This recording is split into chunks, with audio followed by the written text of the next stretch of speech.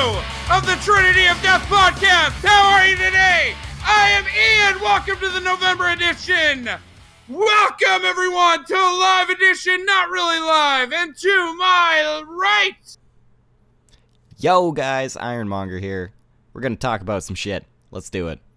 We're going to talk about some heavy shit. And to my left over here, Uncle Geeksy, coming from the middle of a typhoon, sorta, that's like barreling down on this country. That's like the largest storm in Earth right now. But anyway, he's coming down with the storm right now, but he is that fucking dedicated that he has brought the fury to you, the listener. Don't die till after we're done recording, okay? Yes, please. So we are making this recording right now for you. If you're at work, if you're not at work, if you're walking down the street, you just broke up with your girlfriend and you're furious and you're willing to listen to a bunch of fucking angry fucking metalheads rant and rave for a couple of hours, you're in luck. Buckle up and enjoy the show. We've got a great show ahead of you. We've got the Star Wars Last Jedi trailer breakdown. We've got the review of the Battle of the Bays metal tour that swept across the U.S. We've got Ethan's brief rants on, what was the band, Ethan? Pathfinder, and the fact that the singer should have never left. And a tribute, and maybe even a rant about the PlayStation 2. We've got an epic fucking show for you, so fucking buckle up and stay tuned. But first, gentlemen, gotta get to our first topic. What in the fuck are we listening to? Who wants to go? I'll go. Just get it out of the way quickly. I'm listening to Belfast's Trica Draco. It just dropped on the 11th of this month. It's from the only Japanese folk metal band, and they kind of take Irish folk music and combine it with Iron Maiden. Nice. And it's been 7 years, I think, since they released their last album because of various things going on with the band. So this one's well overdue. This one's way well overdue, and it's way better than the first one. It's just incredible. So, you know, I think I was going on and on about it on Twitter and on Facebook about it, but I think it's album of the year. Fuck everybody else. But Oh, and before I forget, just to shit on Ethan for a little bit, Ironmonger. Insafirm is coming to Japan with like Trollfest and a bunch of other bands next year, so fuck you. Oh, fuck you, asshole. Alright, I'll go next. I'm gonna go with somebody who sings about your land, Charles. I'm gonna go with a band called Whispered, who are a folk/melodic death metal band from Finland, I believe, that sing about Japanese heritage and samurais, and think of Amon Amarth, but mostly about samurais. I'm going to go with the album Meta Suten. Sorry if I pronounced that wrong. Songs of the Void. This album came out in 2016. It's fucking incredible. You have to have it in your collection. It's some of the best fucking metal I've heard within the past couple of years. It is phenomenal. Ethan knows enough about these guys. He knows how fucking incredible they are. I first discovered these guys on a whim back in 2011, or actually 2010. And I can safely say that these guys are going to be the next big thing. Within a couple of years, you're going to be wanting to see their tour badly. So do yourself a favor and pick this motherfucker up. These guys are good enough that they're a support act for Winter Sun, so... And they rightfully deserve to be so. Yes. But Ethan, what do you got for me? Well, in light of Pathfinder's new vocalist, which I will be talking about later on in the show, during our Metal Talk segment, I've been re-listening to Pathfinder's first two albums, but primarily the second one, Fifth Element, which of course is the element of heavy fucking metal. Oh yeah. Because that's the song that their new vocalist just got released singing. I'll probably link the video in the description there too. I should actually probably present that as, oh hell yeah! Yeah, that's a little more accurate, sure. That's more appropriate, yes. Sorry, yeah, Fifth Element. Really fantastic symphonic power metal album. Lots of operatic influence. But, like, speedy-ass riffs, crazy keyboard shit. And yeah, the Fifth Element is literally heavy metal. And they sing about how metal will make them live forever. And they fly dragons into battle. And it's glorious.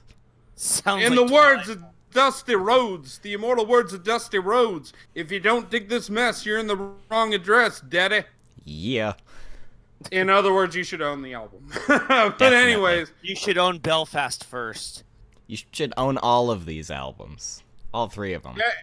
every single one of them. Any album that we say on this show that you should be listening to, let alone own, it should be a mandatory law-abiding thing that you should own these albums. So this episode and the previous episode, if you don't own those 6 albums, then, well, actually, Charles mentioned multiple albums, but you should own them all. Every single one. No choice. And if you don't own them, you lose your license to practice metal. Exactly. At the very least, most of this shit's on YouTube, so go just fucking Google it. Go Google it right now. We'll wait. 5, 4, pause it. All right, we're back. Now, we're going to get away from the music segment. We have our sponsor, but we're going to hold off on our sponsor after this topic because we're itching to the fucking core, meaning my crotch, to talk about this next topic. Guys, the Star Wars Last Jedi trailer dropped. Oh, boy. And I gotta say, we had a lot of fucking negative flack about J.J. Abrams returning to the Star Wars franchise. Then we saw this trailer. Yeah. May I go first? Yeah, absolutely. Oh my god, I was fucking flipping at the fucking bone for this shit. What the hell is gonna happen? I have so many questions and I'm so fucking pumped. So many different questions that I have to ask. It's like, is Rey the ultimate power? Or is Rey part of the power and then Kylo Ren the other part of the power? Are they going to, like, clash in terms of the different powers? It's like, is Finn going to be that general that I always wanted him to be? It seems as if in the fucking, he's gonna duel it out with Phasma. With a fucking lightsaber. Again. No. He's got the it's not stormtrooper weapon. Yeah, he's got that Tonfa thing. Yeah! Oh, okay. I thought he had a lightsaber. No. He's got the Tonfa thing, and Phasma has her little, like, lance, like, her little, like, rapier. Yeah. No, I know. Yeah. I could jump around about this for hours, but I'm going to go ahead and let one of you guys go off right now, because... Yeah. Man, I rambled off last time, Ethan, you go. We can keep letting you jump if you want. I don't know. I'm super excited to see where this is going, because that trailer was pretty ambiguous in a lot of ways. Like, Rey and Kylo are definitely going to form some kind of relationship. Yes, here's what I will say really quick. Rian Johnson officially announced, whether it was Twitter, I can't remember the source, but he said... Fans do not watch this new trailer because it will contain a lot of spoilers. Now, that can be nuanced. It could mean you're going to see a lot of footage in the film, or you're going to see key plot points spoiled. Either way you look at it, if the key plot points are spoiled, I'm pretty fucking happy with this new story. If they're not spoiled and it was just a bunch of footage, I'm fucking fathing at the mouth. I can't wait to see what the fuck this motherfucker came up with. Yeah. No, because I'm to his credit, being a filmmaking fan, Looper was a kick-ass sci-fi movie.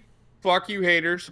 And Brick, I've yet to see Brick, but Brick is a very ambitious indie film. So Rian Johnson, take my money. Charles, do you have anything to oppose? Well, I'll just be, considering how aggressively I was going up against Disney Wars last time, this gave me hope, but there are some questions there that kind of give me this, pause. Like, it's going to be the longest Star Wars movie ever. I mean, they probably need to. It's also going to be the most visually impressive yet. But sorry, go ahead, continue. Stop interrupting, cunt. I was very happy with the trailer.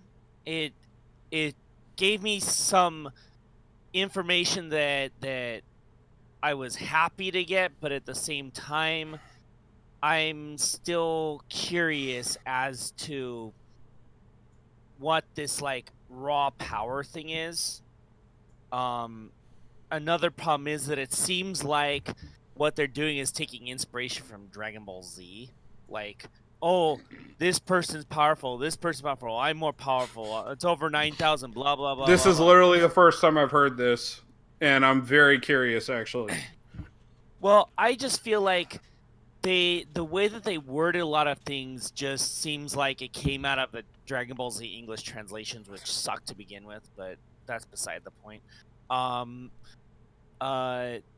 Then my big concern is probably because I've had a lot of time to like watch the trailer, see a lot of the reactions from a lot of different sources, and everybody foaming at the mouth for it. But then I'm sitting here listening to how their reviews of this go, and it's nothing but positives. Yet you could see some points there that maybe we shouldn't be like pushing it so hard yet. Let's wait for the movie. Yes, there's a lot of important questions that come out of this, and there. Actually, sorry, I Go for it. want to add to that point of maybe there's a few things that we should actually start to question.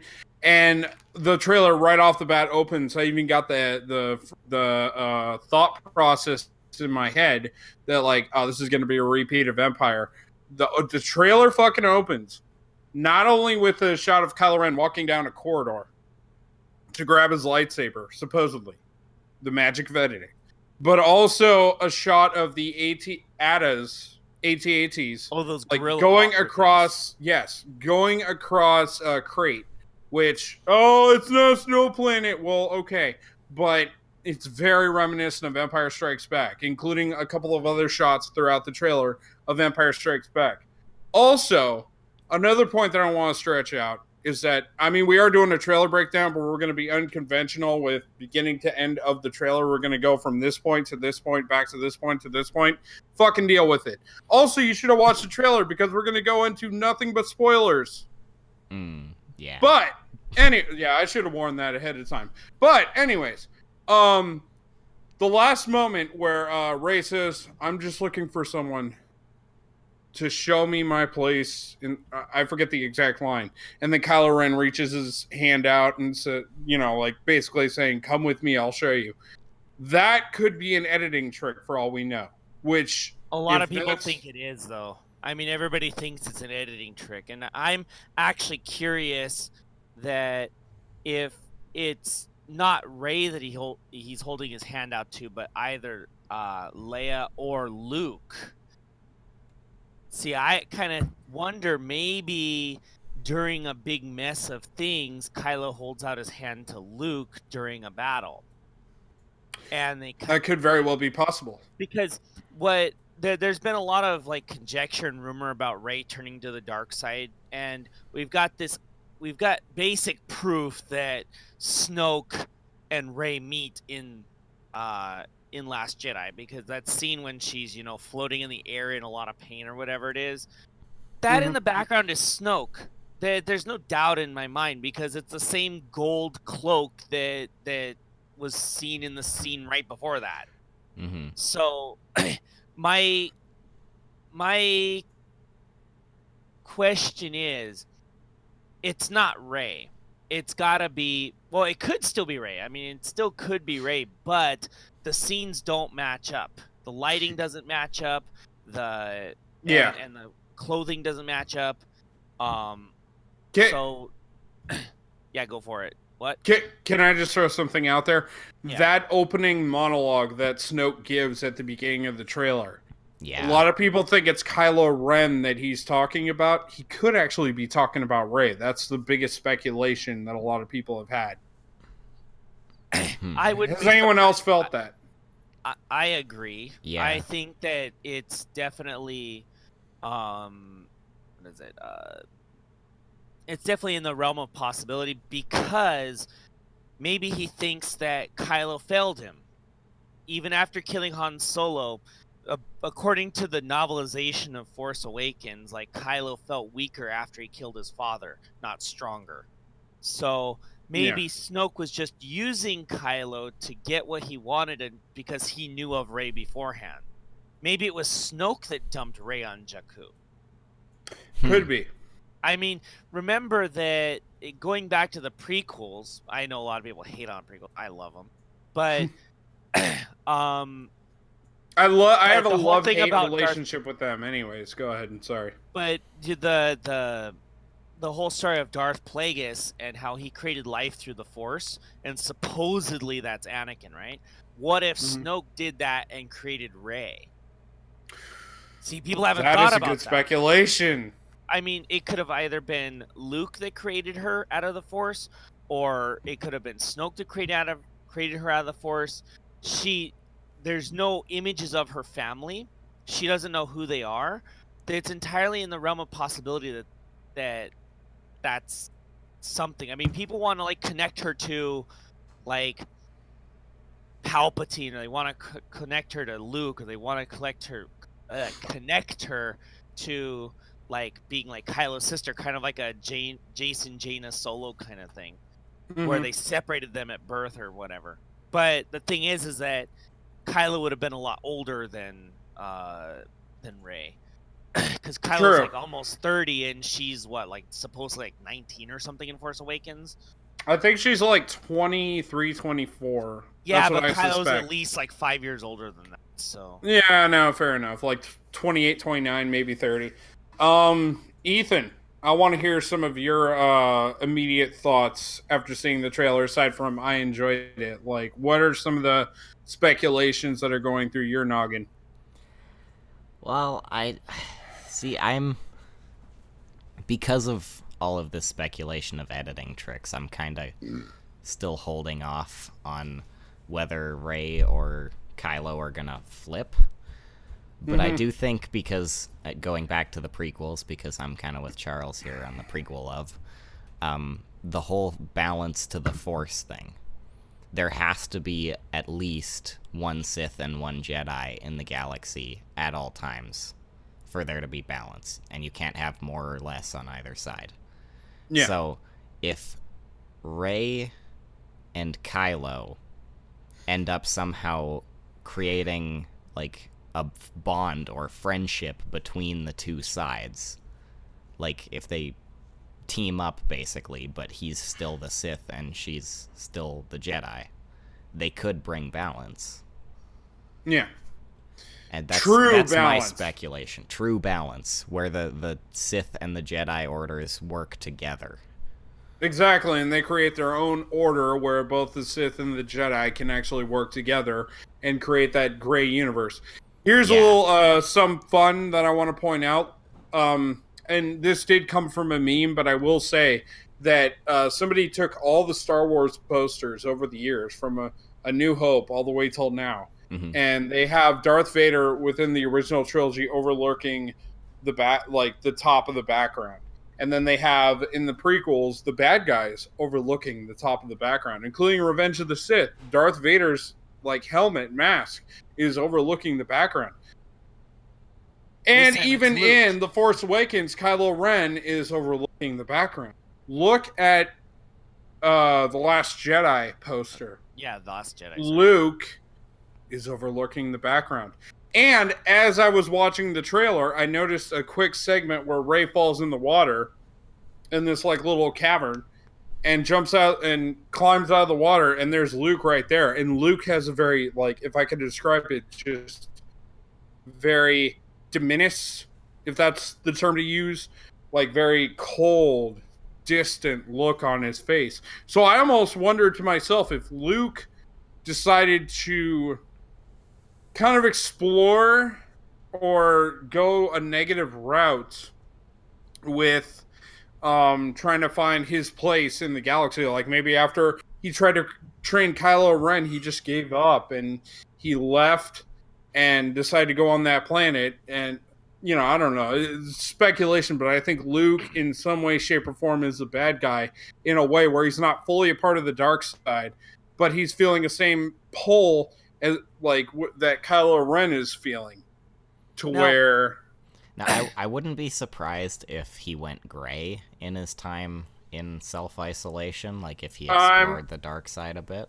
But I don't think they would make Luke a bad guy. I don't think they would do that just because of the backlash that would... Well, you know what would happen? So, first let me address the point of the movie posters, because John Campea did this, Star Wars Q&A thing on the Collider channel, and he... Am I an idiot for thinking that? I'm sorry. Well, no. No, you're not. I'm just saying that I think John Campea is an idiot, because he's saying, well, there's one exception. The Attack of the Clones poster, Anakin's at the top, and he's not a bad guy yet. But everyone knows it's fucking Darth Vader. He becomes Darth Vader, and in that movie, he slaughters sand people, brutally. He commits an act of genocide. Kills them mercilessly. Yeah, he commits an act of genocide in that movie, just like he did in Revenge of the Sith. That is bad. How could Anakin not be bad in that sense? Yeah, it was because of his connection to his mother, and he got pissed off and let his temper rage and stuff. But that's him making the first step to the dark side, right? And that's the thing that a lot of people, when they shit on Attack of the Clones, saying it's the worst movie in the series, they forget that was the pivotal point. Because even when I watched it the first time in the movie theater, that scene was oh God, this is the first step. Exactly. You fucking knew right off the bat. I knew myself too. I was in middle school when I saw that, and I knew after that scene, it's that's the first fucking step towards him becoming Darth Vader. That's the first step towards him going to the dark side. Because in episode 1, he's just optimistic, friendly little kid. He has to leave his mom, but he's got this new world ahead of him. Episode 2, you actually get to see the evolution of him becoming this optimistic guy to being, holy shit, I lost all this, and these people that are the Jedi are telling me to do this and that, and you have to think a certain way, and you can't change that, Yeah, exactly. And for all the shit the prequels get, people forget about those little things in Attack of the Clones that actually makes it a very good movie. And because even when all the shit was happening with that movie at the time, it was completely about, even at the time, people still said, well, at least there was that dark scene. People don't even say that today. They just shit on the entire movie like it's the worst thing that was ever made. And there's a lot of movies much worse than Attack of the Clones. But by far worse. Have you seen the new Fantastic Four? Jesus Christ! Oh, no, I haven't. Oh, Jesus! We'd be here for 4 hours of me ranting about that. But save that for another episode. I will. Trust me. Anyways, but that was my point about the movie posters. That and I wanted to rib John Campea because I think he's full of shit on this matter, because Anakin made a turn to the dark side. So you could technically say, in the next poster, Mickey will be a secret Easter egg in the background. Exactly. Come join the hype train! Ha You'll buy my tickets and go to my amusement parks because you're fans, and I get your money for it. Michael Eisner is dead. All hail Bob Iger. Sorry, go ahead. Eisner, I don't hate you, but Bob Iger, you're all about the IPs. Fuck you. No, not fuck you. You're a hell of a businessman, but you're a businessman, so fuck you. Anyways. Anyway, so that's all I wanted to say about the movie poster side of it. Star Tours rules! Sorry. Star Tours has been around since 1987, and I remember when it first came out, so, fuck you. They changed it up, and it's different scenarios, and it's fucking awesome now. Oh, well, even the when he first wrote it, it was, I my heart, I was so fucking happy. Shut up, computer, about the update. Sorry, go ahead, Charles. Okay. So that was just my point about, let's shit on John Camp because he's a fucking idiot. He doesn't realize what he's talking about. He calls himself a Star Wars fan. He's a fucking idiot, and he's a shill for Disney. He just because whenever I watch Collider Jedi Council, it's just a bunch of, filleting Kathleen Kennedy, and it's fucking disgusting. Anyway, to go on to your point about Luke and the gray side, this happened in the old expanded universe, so I want Luke to be a little bit darker. I want him to go through that experience. I just don't think that they should push him completely to the dark side, which is kind of what they're insinuating with some of the scenes in the trailer, that he's a lot darker than what he was before, and I'm not entirely sure I'm on that boat, which is why I'm a little more skeptical. I'm more positive about the movie than I was. Yeah. When we did the first episode, but I'm still on that, cautious. Let's see what happens. Let's wait for the Japanese trailer because you're going to get a lot of spoilers out of that, which it'll probably drop next month. And I also want to say another thing too. The one thing about this Star Wars movie, thankfully from The Force Awakens, is The Force Awakens, we were caught up in the hype train. We're caught up in the hype train for this, but it's more so The Force Awakens, we all walked out of there with like such a mix of emotions that we didn't know what the fuck to think. Yeah. And we were caught in that for a while. This one, we're going to know right off the bat if we love it or if we hate it. Yeah. For the most part. You know what I mean? Yeah. Because we already know where this trilogy is. We know the characters. We know somewhat we don't really know the full direction, but we know the characters. We know, the arcs of everything in the arc of the story. So we're going to know, okay, I love where this is going, or fuck you, Disney. Mickey, I'm going to pee on your face, and fuck you, Bob Iger. I'm not going to Disneyland kind of shit. Yeah. I'll still go see Star Wars Land at Disneyland because I'm an amusement park geek, and I'm kind of... I'll give you a positive thing. I'll give you a positive spin. If you ever go to Tokyo Disneyland, it's not owned by Disney. It's actually owned by a Japanese company that pays for the rights to use the names of all that stuff. What? So, they changed the ride, but they're changing the rides and adding new ones. What the fuck?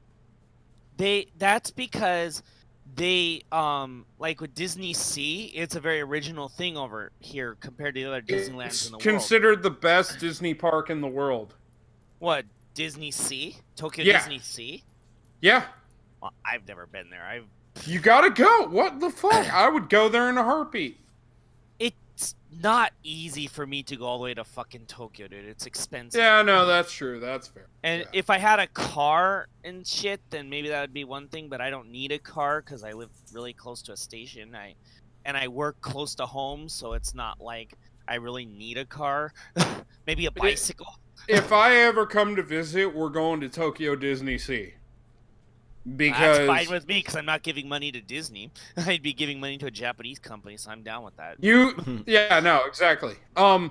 Two more things. Okay, a few more things that I want to hit on the trailer. First of all, let's talk about Finn and how fucking happy I am that in the trailer it showed him scoring off with Phasma. First of all, Phasma's gonna have a lot more shit to do in this fucking movie. She's actually gonna battle it out. And Finn, it looked from his outfit and little tidbits that he is becoming what I wanted him to become in the first place. A general, or I wanted him to become a pilot. He's probably not going to become a pilot, but if he becomes a general and leads a fucking badass resistance with a resistance, I'm fucking in. No, actually, I think you're a little bit off. Just a tiny bit, because... That's fine. Because in the books and in the Poe Dameron comic, from things that I've heard from various sources, like Leia knew that she was getting older, she needed somebody to like continue on, and Poe was kind of her hand-picked dude. So that position is probably gonna go to Poe, but I agree that Finn's gonna play a major role. Sorry. Oh yeah, and he's gonna have probably the coolest character arc in the Last Jedi, because he gets to go up against Phasma. The minute I saw him do that, I'm like, okay, I want to see what Finn does. Yeah. Fuck the He's rest a of the black shit. I want Kyle Katarn without the Force. exactly. As He we looks like a discussed in the badass. previous episode. Yeah. But yeah, I think it's going to be a badass fight between him and Phasma. I do think, though, because this is the middle chapter, that he's going to get beaten by Phasma. And I think they just showed that scene of him being a badass to kind of like highlight the scene a little bit, because he's going to get whooped down by Phasma like he got whooped down by Kylo. Well, maybe not as bad, but I think Phasma's gonna beat him because she trained him, so she knows what he can do. Mm-hmm. But I think that's gonna leave a really interesting closing point for Episode 9 with him. I think that's gonna be a really interesting like fight that could happen, even more epic than. And then JJ is going to take him and say, "Hey, Finn," or no, he's going to have Leia be like, "Hey, Finn, we need you to put the chargers in this fucking building." All right, I'll do it. And he gets shot. Oh, wait, I already went through that arc in the last episode. I'm sorry. Ethan, how do you feel about Finn right now with his character development, what you saw from the trailer? I don't have a ton more to add. I'm excited to see where it goes. He and Phasma is like kind of the B plot, I guess. You even said in a private message with you and I, where you were saying it's like, they're adding everything that we wanted, and I was like, Exactly. I know, dude, hype train got no brakes. Exactly. It's going through. It's got no brakes. Hype. Yep, No, you pretty much. You forgot it's Trump. No, it's come aboard the hype train. Ha ha. And then Donald's over there, and I can't do a Donald impression, but he would say something to the effect of, "Come aboard the hype." No, I can't do Donald. Fuck that. No. Michael Eisner's support, and he's like, "Hello, I'm Michael Eisner, former head and CEO of Walt Disney. I'm also a big BoJack Horseman fan. You know, I almost bought Star Wars back in the 80s, but all I could get out of it was a fucking Disneyland ride that you all beloved. So, Bob Iger took my mantle, and he was able to buy Star Wars and Marvel. Fuck him, he's a prick." And then the train crashes, and then we record our podcast. Anyways, so one last thing I want to touch upon, or two last things. It's going to be really quick. Poe Dameron, he's going to be a major force in this movie. We're going to get a little bit more characterization, I hope. And also, fuck you, you porg! I love porgs and I hate them. What is that porg doing there? Also CGI Chewbacca. What the fuck? Yeah, why are Did you guys get a fan service Chewbacca? role from that? I Did know. you get a... I mean, they have somebody that was tall enough to play Chewbacca. I think in the. It was the original actor, Peter Mayhew. Yeah, but you know, with but Peter he can't Mayhew, do it anymore. Yeah, he That's can't. true, He but can't you got a CGI him? Fuck that. There's an 8 tall motherfucker out there that's waiting for stardom. I know Well, there that's is. true. Well, no.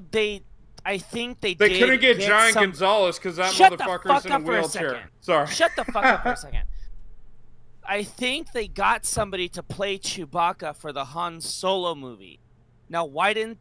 And also, they had a stunt double for Peter Mayhew in The Force Awakens. Why didn't they use that motherfucker? Yeah, no, seriously. Yeah. I mean, he's a What little the bit fuck? shorter. He's a little bit shorter than Paul. Peter Mayhew, but it doesn't Sorry, that's my matter. roommate. I'm sorry.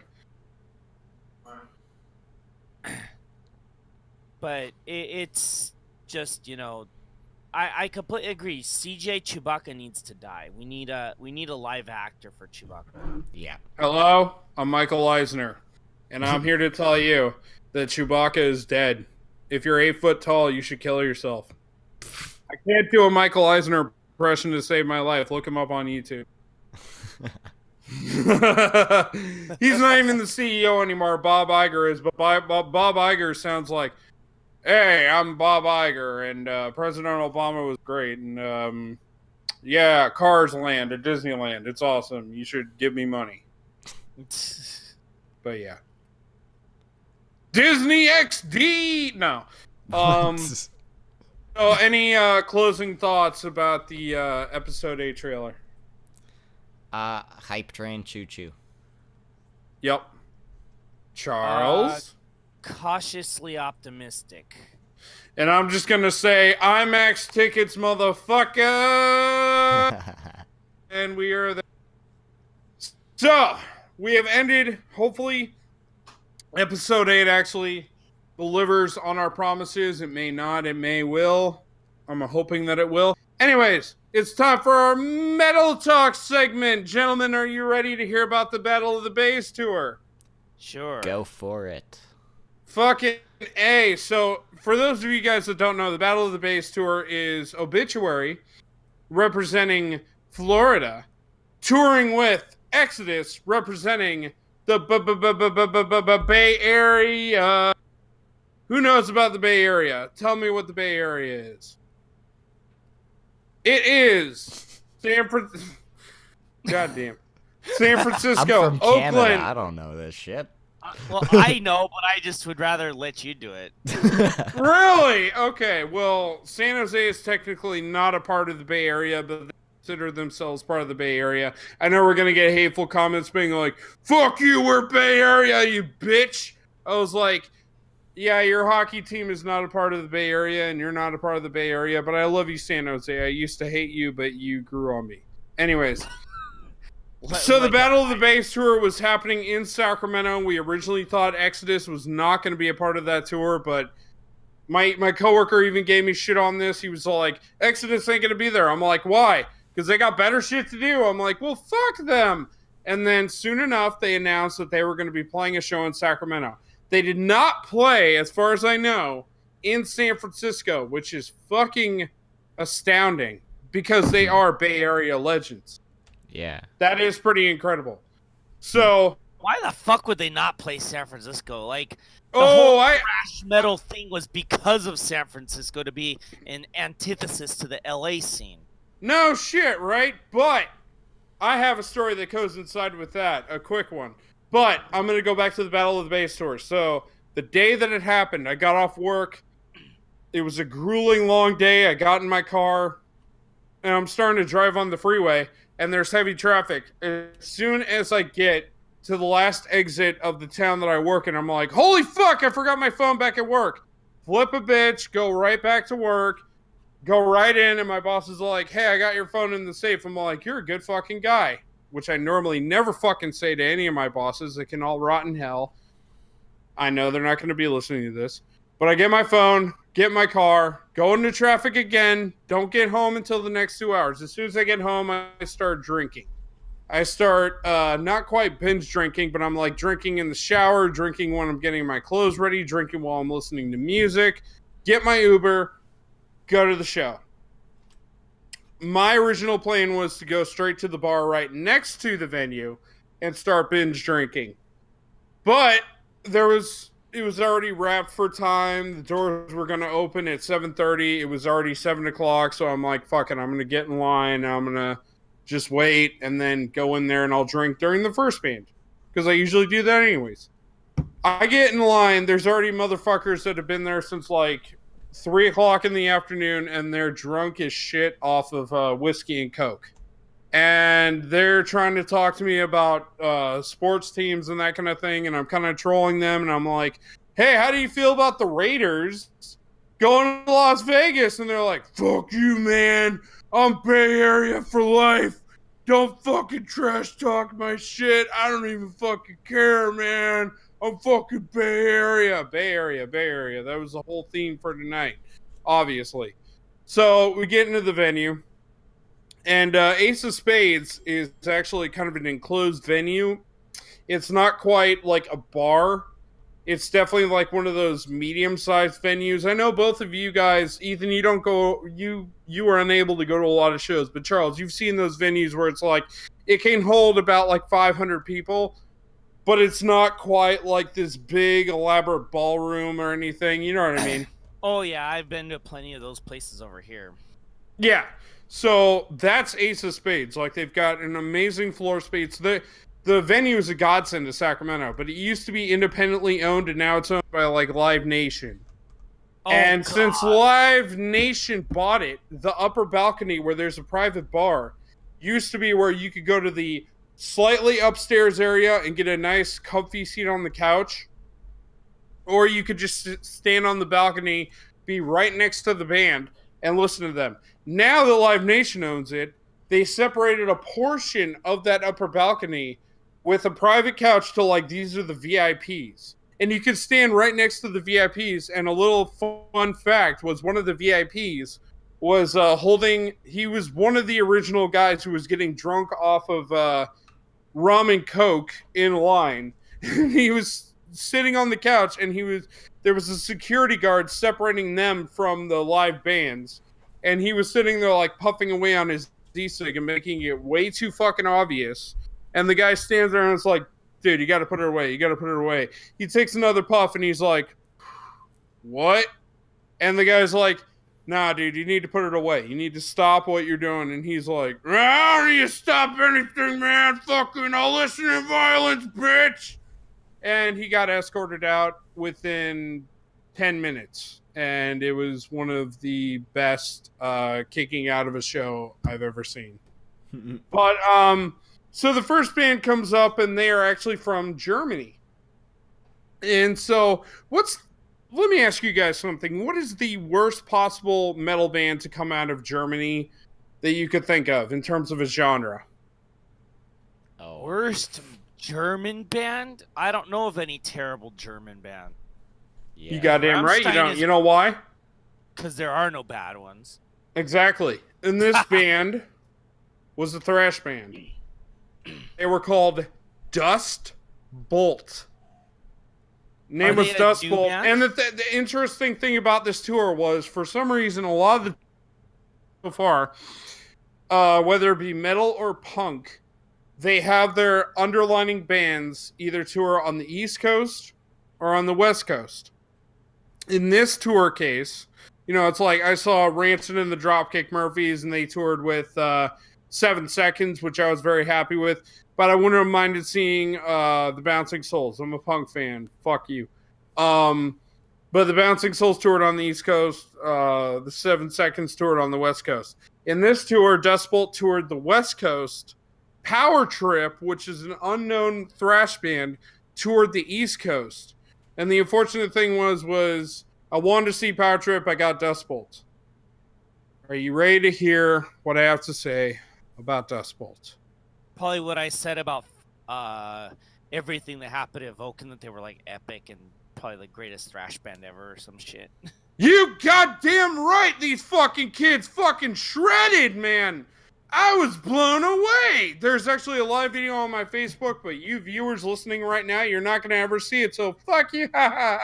No, we fucking love you and we appreciate you. But Dust Bolt, check these motherfuckers out because they are fucking incredible. And they're repping Germany. And it almost scares me because can Germany do no wrong? Ever? Yes, Well, they there can. was They that have one time. There's one time? Angela Merkel and We'll go into it really quick. What was that one time? That was a war joke. Oh. Oh. Well, I then was- it makes it 2 times because there was that time. Yeah, and then World War One. Well, How there could you was- forget your history? World War. What are you forgetting your history? They didn't start that shit. Yeah, that's true. That They happened only in started Austria. the second one. Yeah. Yeah. But they also started the open borders policy of the EU, which is basically, caused a bunch of, economic migrants that they want to call, refugees into the country, and they created a rape culture there. But that's beside the. That, in order to hear more about that, you could check out our Tumblr page, which Charles will definitely go on rant in more detail about that later. But anyways, I want to touch upon just a few little details that I had at the show, because we're not always watching the bands at the show after Dust Bolt. Obituary, I did not know Obituary was going to come on right after. And I decided to go to the immediate bar, which was connected to the restaurant. That was also connected to the back balcony where we smoke and secretly smoke weed, which I did. And I went to the bar and I found one of my old coworkers, who was actually a really cute girl, that I asked to be a part of one of my movies, and she did. And she was there because that was her first ever metal show. And I was like, oh, fuck yeah! And I had a good conversation with her and her boyfriend, and she was like, I'm so excited to be here, and that kind of thing. And I just said to myself, man, if only. But I immediately got over that because I was at such a great show. And then I went to the back, and I actually talked with a couple who was from Mexico.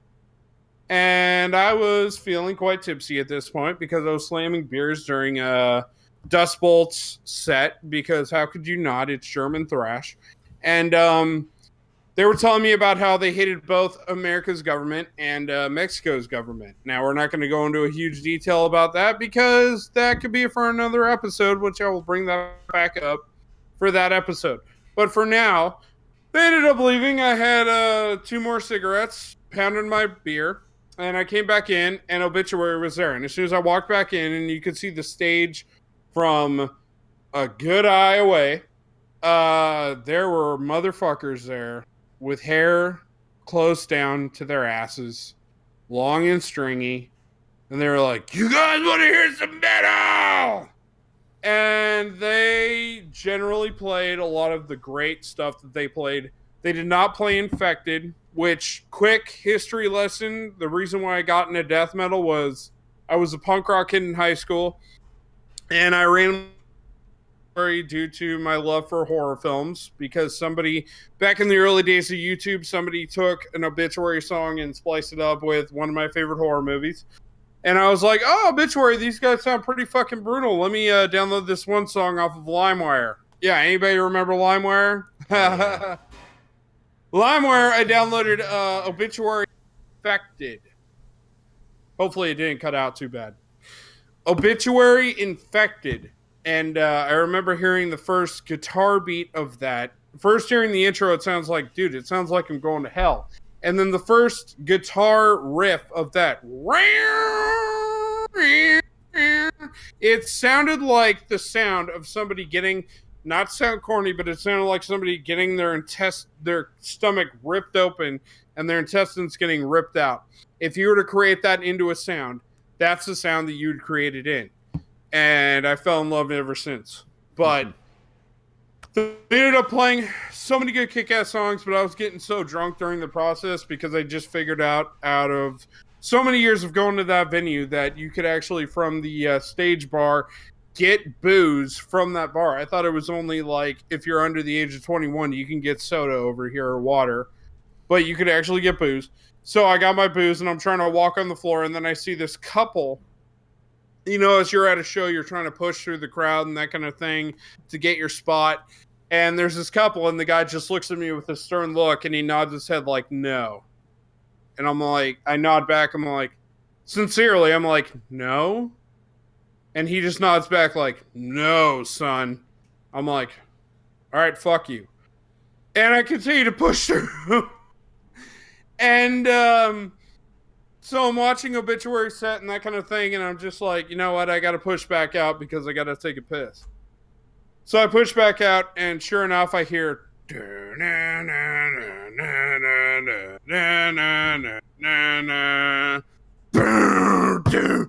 then I'm like, holy shit, are they playing what I think I'm fucking hearing right now? And then the singer's like, it's a title track of our very first record. It's entitled Slowly We Run. I'm like, God damn it, hurry the fuck up. Get done taking a piss, forget to wash my hands, run the fuck back into the crowd, and I say, oh fuck, it's about to go down. Go back to where the crowd's pushing up against each other, because you know how it is near the guardrail. Wall of death? No. I'm talking about where all the people are like piled up against each other, trying to push up against the guardrail, trying to get to the front, you know? Yeah. I was one of those motherfuckers, and then as soon as they get into the everybody was headbanging their fucking asses off. That's for a mosh pit, dude. People should have been moshing. Oh, there was a goddamn circle pit. Are you kidding me? It better be. 30 fucking people in this fucking place. 30 fucking people. Oh, but just wait, because the next band was about to come on. Can you guess what that next band was? Exodus. Ethan? I double that. The motherfuckers that are the responsible for the reason why I'm fucking into goddamn thrash metal to this goddamn day. I don't care if you dropped the energy drink can. Exodus! These motherfuckers rocked the motherfucking house! They tore it down! Steve Souza, I don't know why the fuck you left, but don't ever fucking leave again. Rob Duke, you can suck my motherfucking cock. You can lick my nuts because you're a fucking chode. And I said it. I have a story to back that up about San Francisco when I saw these motherfuckers play with Arch Enemy. Rob Duke, you're a fucking drone, motherfucker. You're a fucking tool. And I can back that shit up. But Exodus comes on. And I'm thinking to myself, okay, we're going to hear a bunch of shit from Blood In, Blood Out. And that kind of thing. They open up with Blood In, Blood Out. So I'm like, okay, they're going to play a bunch of new shit. And I'm into it, like I'm fucking rocking the shit out and that kind of thing. And then Steve drops the nuke. And he says, and then there were none! And we all lose our fucking shit, man. We're fucking sweating. We're fucking, like, dropping fists. We're fucking, like, the circle pit is going. People are moshing every corner of the way except for the back. And then all of a sudden it's like they play a new song and then he's like, we want to get into the old shit tonight. And I'm like, dude, am I in Germany or am I fucking in Sacramento, California? They're going to play some of their old shit? This is exactly what I wanted. Fuck yeah. They play Fabulous Disasters. They play A Lesson in Violence. They play Piranha. They play Bonded by Blood, which I went fucking nuts for. They played, here's if you know this song. If you hit the floor, you can always crawl. They played the Toxic Waltz, and when they played that shit, the circle pit was fucking packed, and it was fucking moving like a fucking burning record. It was fucking nuts. Can I cut in for a second? Yes. Why the fuck were you not in the pit, you fucking pussy? I was in the pit! I was in the pit! I fucking was punching people during Bonded by Blood. Piranha? I was fucking going goddamn nuts during that shit. Bonded by Blood? Jesus Christ, people had to pick me back up. And I was like, fuck you, don't pick me back up. And I just went right back in and I fucking raged. Nice. I was going fucking nuts that night. I went from being a 29-year-old guy who's trying to look at his prospects.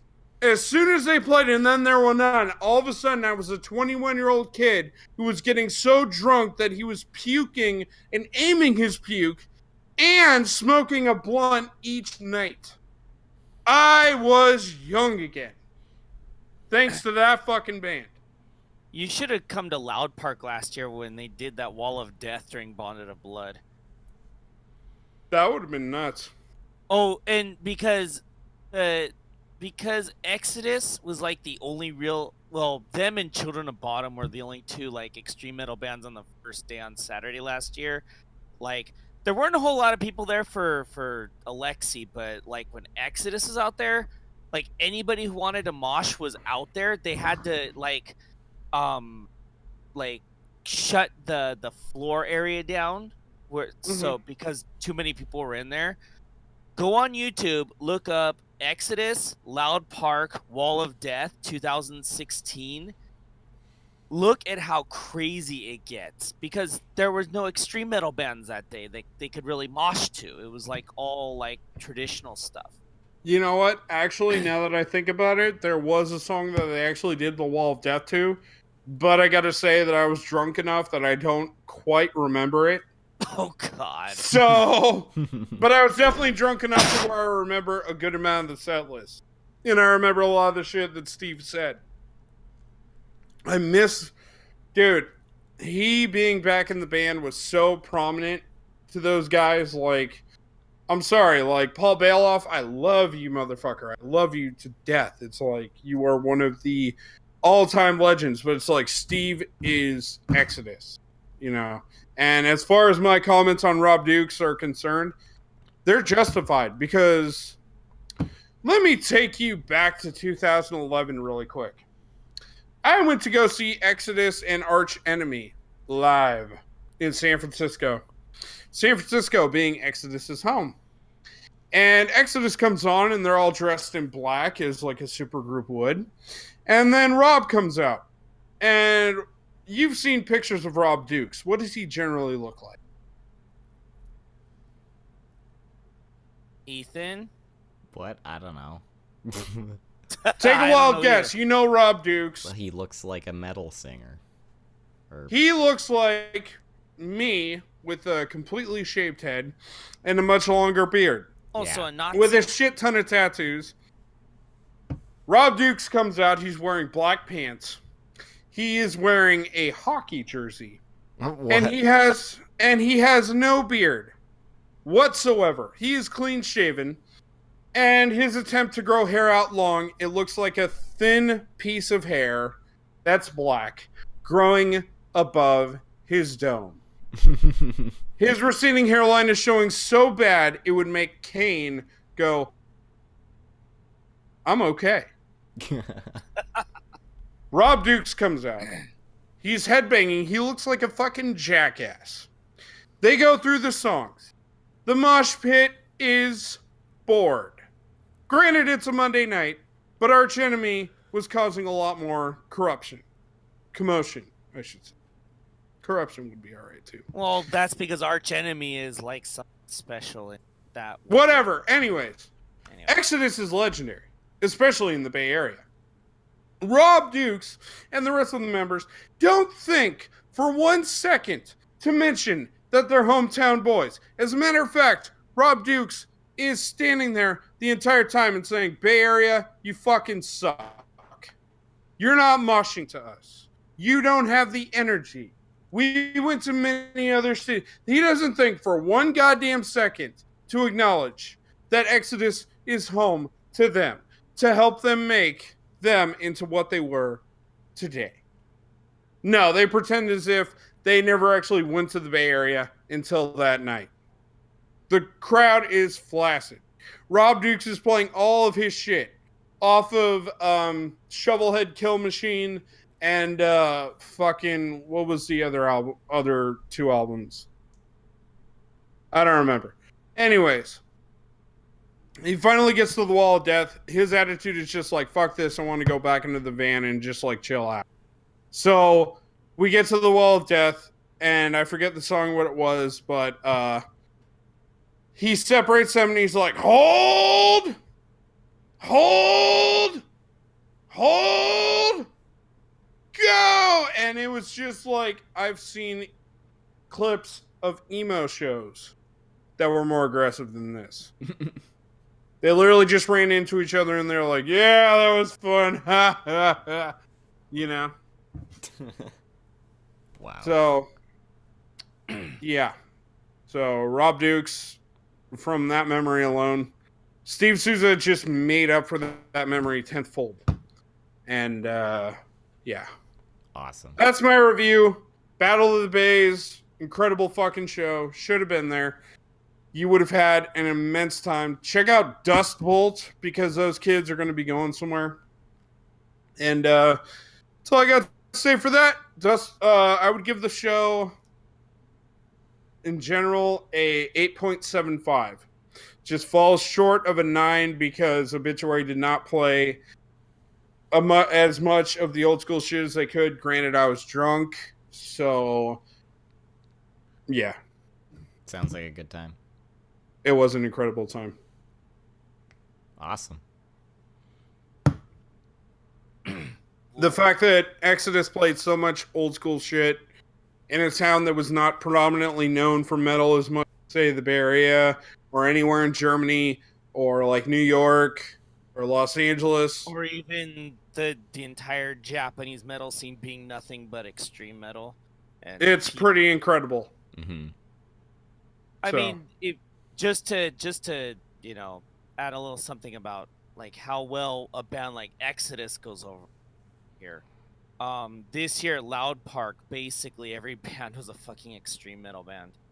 Like I think there were like maybe 5 or 6 bands that were not extreme metal this year. It was like the polar opposite of what happened last year. So I've been like bitching about that, but I mean, I think it's kind of fucked up that Exodus kind of acts like they've, they have that kind of fucked up attitude towards like the Bay Area and their fans and shit. That was with Rob Dukes. With Steve Oh. Zuzza, it's probably a completely different story. But at the same time, I don't think that this tour actually made it out to San Francisco, which, when you think about it, is pretty fucking bullshit. But then again, I gotta double check. I'm not fat checking this shit. You know what I mean? So, Yeah. but Exodus, fucking great, so fucking great to have you back this way. Best And way just to a have quick- you back. Just a quick plug. One more because- thing, really quick about the pit. When I was in the crowd, aside from being picked up and like being in the massive circle pits and that kind of thing, I ended up getting in the middle. There was a guy in a wheelchair who was rocking the fuck out in the middle of the circle. You know how when there's a circle pit, there's that like middle crowd that's just Yeah. like standing there to keep the circle pit going. I was eventually in that crowd, and this like wheelchair motherfucker, he was just like ramming people against each other and that kind of thing. And like people accidentally were trying to fall over him, and he was like, and like me and one other guy who was like super muscular was like, fuck no, you keep this shit running, man. So it was, god damn it, that was like one of the best pits I've ever been in. Now, see, that's what That sucks beats about out Japan in a Dying sense. Fetus right there, and Dying Fetus is pretty intense. That's what sucks Despite- about Japan. You'd never see a wheelchair motherfucker be like ramming people in a pit over here. They'd be like No. staying out of the pit. It's like, no, you got a wheelchair. You've got a lethal weapon on you. You use it. Yeah. You've got metal and wheels. Use that shit. Yeah, exactly. Run Free people will over. burning, motherfucker. You run over the people that have fallen down. That's what a wheelchair is for. Is running over the people who've fallen down. If you fall down, that's your own fault. Mhm. Yeah. Except over here, the pits are a little bit chill. Well, at least for when I went to Korpiklani, but I mean, there were people came out of that pretty beat up. I came out of that pretty beat up too, and that was Korpiklani. So It's funny that we mentioned Wall of Death, because one of the greatest Wall of Death videos that I've ever seen, and I know you're gonna hate this, Exodus. Charles, but it came from fucking Slayer. Yeah. I don't Yeah. hate Slayer. I hate the promoters of Loud Park calling them every 2 years saying, "Come over here and headline," because we No, can't that's find fine. anybody That's else. totally understandable. No, I I don't want hate to- Slayer. I don't hate Okay. Slayer at all. And I respect Tom because I think one of the I think it's Premier Guitar, they do a rig rundown series with different bands, and they did it with Slayer. Mhm. And I was curious because I just like to hear what different bands are doing and what they use. And I know that Tom Araya has been with ESP forever. Mhm. And the one thing that he said is, and this is why I respect him, is because he said, I have my top line ESP signature model and I have this LTD Korean made model. Now, what a lot of people get mad about is that they want to play the guitar that I play on stage. Mhm. And the LTD, like most of the artists who have like an LTD model, they never use it. They just use the top line ESP stuff. They're all expensive shit. But you And- prefer to use that model generally, right? Well, I don't play bass, but Yeah. no, well, I mean, most people would. I mean, it's just a natural thing. You want to play the most expensive thing that they own because that's typically what they use on stage. Now, what Mm. Tom does is he says, I will bring out the LTD Korean made model for at least one song every show because I want the people who can't afford my my expensive one to feel like they're using the guitar I'm using on stage. And when he said that, I was like, dude, I may not listen to your music, I may not be into it, but you just got mad respect from me because you actually care about the fans who want to buy your signature models. Tom genuinely fucking loves the fans. I mean, like, I can't say the same thing about Kerry King. Like, Yeah, he seems I'm like not a punk. I'm not gonna praise Kerry King. I'm not gonna like rat on him, but I'm just like, Kerry King, you know. I know a dude You're who met him and said he's a total asshole. All right, well, fuck you then. But no, not you, Ethan, but Kerry King. Yeah. But Jeff, we can all praise Jeff for the importance that he brought heavy metal. Yeah. But what I was gonna get, rest in peace, Jeff. We love you, buddy. But what I was gonna get about Slayer was, as far as Wall Death videos, which as far as any of them that have occurred, Slayer naturally put on the best one I have seen yet. So the video is it's an outdoor festival, and people are just separating in the pit, and it's like a wide separation. It's got to be like 50 feet. Oh, Okay. Jesus Christ. The only sounds other people crazy. that have topped this is Japan, and I'll get to that in a quick second. So hold off, Charles, for a second. But in this live festival, so they separate 50 feet. Slayer's done playing their previous song. And this guy with long hair, super skinny, like 3 times my size short. It comes out in the middle of the pit, and he's like, a third of my size. yeah. He's like 10 pounds lighter than Ethan. Oh, Jesus. He goes right in the middle of the pit. He's got long hair, and you could tell he's already been battered from like a previous pit, and he's like, what are you guys doing? What the fuck is going on? And Tony is up on stage. They're getting ready to play their next song, and he's like, they say you must live by the sword. You will die by the sword. Die by the sword. And as soon as they hit that first guitar beat, all of a sudden, wham, people are running into each other faster than a go-kart. And the fucking skinny dude is right in the middle of it. And you just see him get whammed by both of them, and he just gets like sucked into the giant crowd of people doing the wall of death, crushing each other. Poor dude. He gets fucked up. No Lamb of God video can top that. I don't care what you show me. And fuck Lamb of God. Yeah, fuck Lamb of God. They fucking suck. Yeah, that I can third that. But in terms of the Japanese Wall of Death, Charles, it was an indoor venue. I forget what band it was. But the people who were forming the Wall of Death, it's like the Japanese just have this like natural... You correct me if I'm wrong. They just have this like natural instinct to just like, if we are going to go extreme, we're going to go the full way. People back all the way to the back of the venue. And the song kicks in. The singer doesn't even have to warn them. And they ram into each other faster than anything else. I forget they're what also video is. like 100 pounds lighter than most of the people in a Slayer show. But that's going to hurt more, I would think.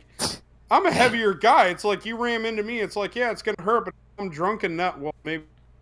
I don't know. Yeah, but most of the people that do the Walls of Death over here are not drunk, and they're like totally like, we're going to. But see, they don't go with the like bloodlust that you get in a foreign pit. Like, so back. They're on the same page, it seems. It's like. Well, they're on the same. Well, yeah, because especially with like a band like Slayer, but that goes back to the Japanese thrash legends, Outrage. They're from. Oh, yes. Oh, Outrage! They just released a new album. Actually, the same day as Belfast, by the way. I gotta check more of them out. It seems like that they're the Japanese Player Exodus or Razor. They are. Or They Exciter. are. They were the first metal band since the 80s to break the Oricon Top 10, I think it was, and in album sales, which is no feat. And because of that, it created a whole new generation of extreme metal fans. Now, and the problem with that is that for someone like me who's into traditional metal, it's hard to like find people who are into the traditional stuff who are younger. The younger people are all into extreme, like Decapitated and Five Finger Death Punch and all this other crazy Decapitated's good. Five Finger Death Punch I haven't heard enough of, but yeah. Their first two But- albums are good. But you see, my point is that I grew up around the melodic stuff, and I prefer the melodic stuff, but the scene for the melodic stuff is much smaller, which is why you have years like this year at Loud Park where you get this massive amount of extreme metal and like nothing for someone like me. So we just say, okay, it's not worth it going up there for one fucking band. Because the only two artists I really wanted to see, I mean, Winger came this year, which couldn't care less. LA Guns came this year, couldn't fucking care less. That's a hardcore band, isn't it? LA Guns? No way, they're an LA metal band. Really? Dude, No, I thought that they were hardcore. I'm sorry, because No, they toured with like Walls of Jericho and Stick to Your Guns and shit. No. LA Guns. As far as I know, but sorry.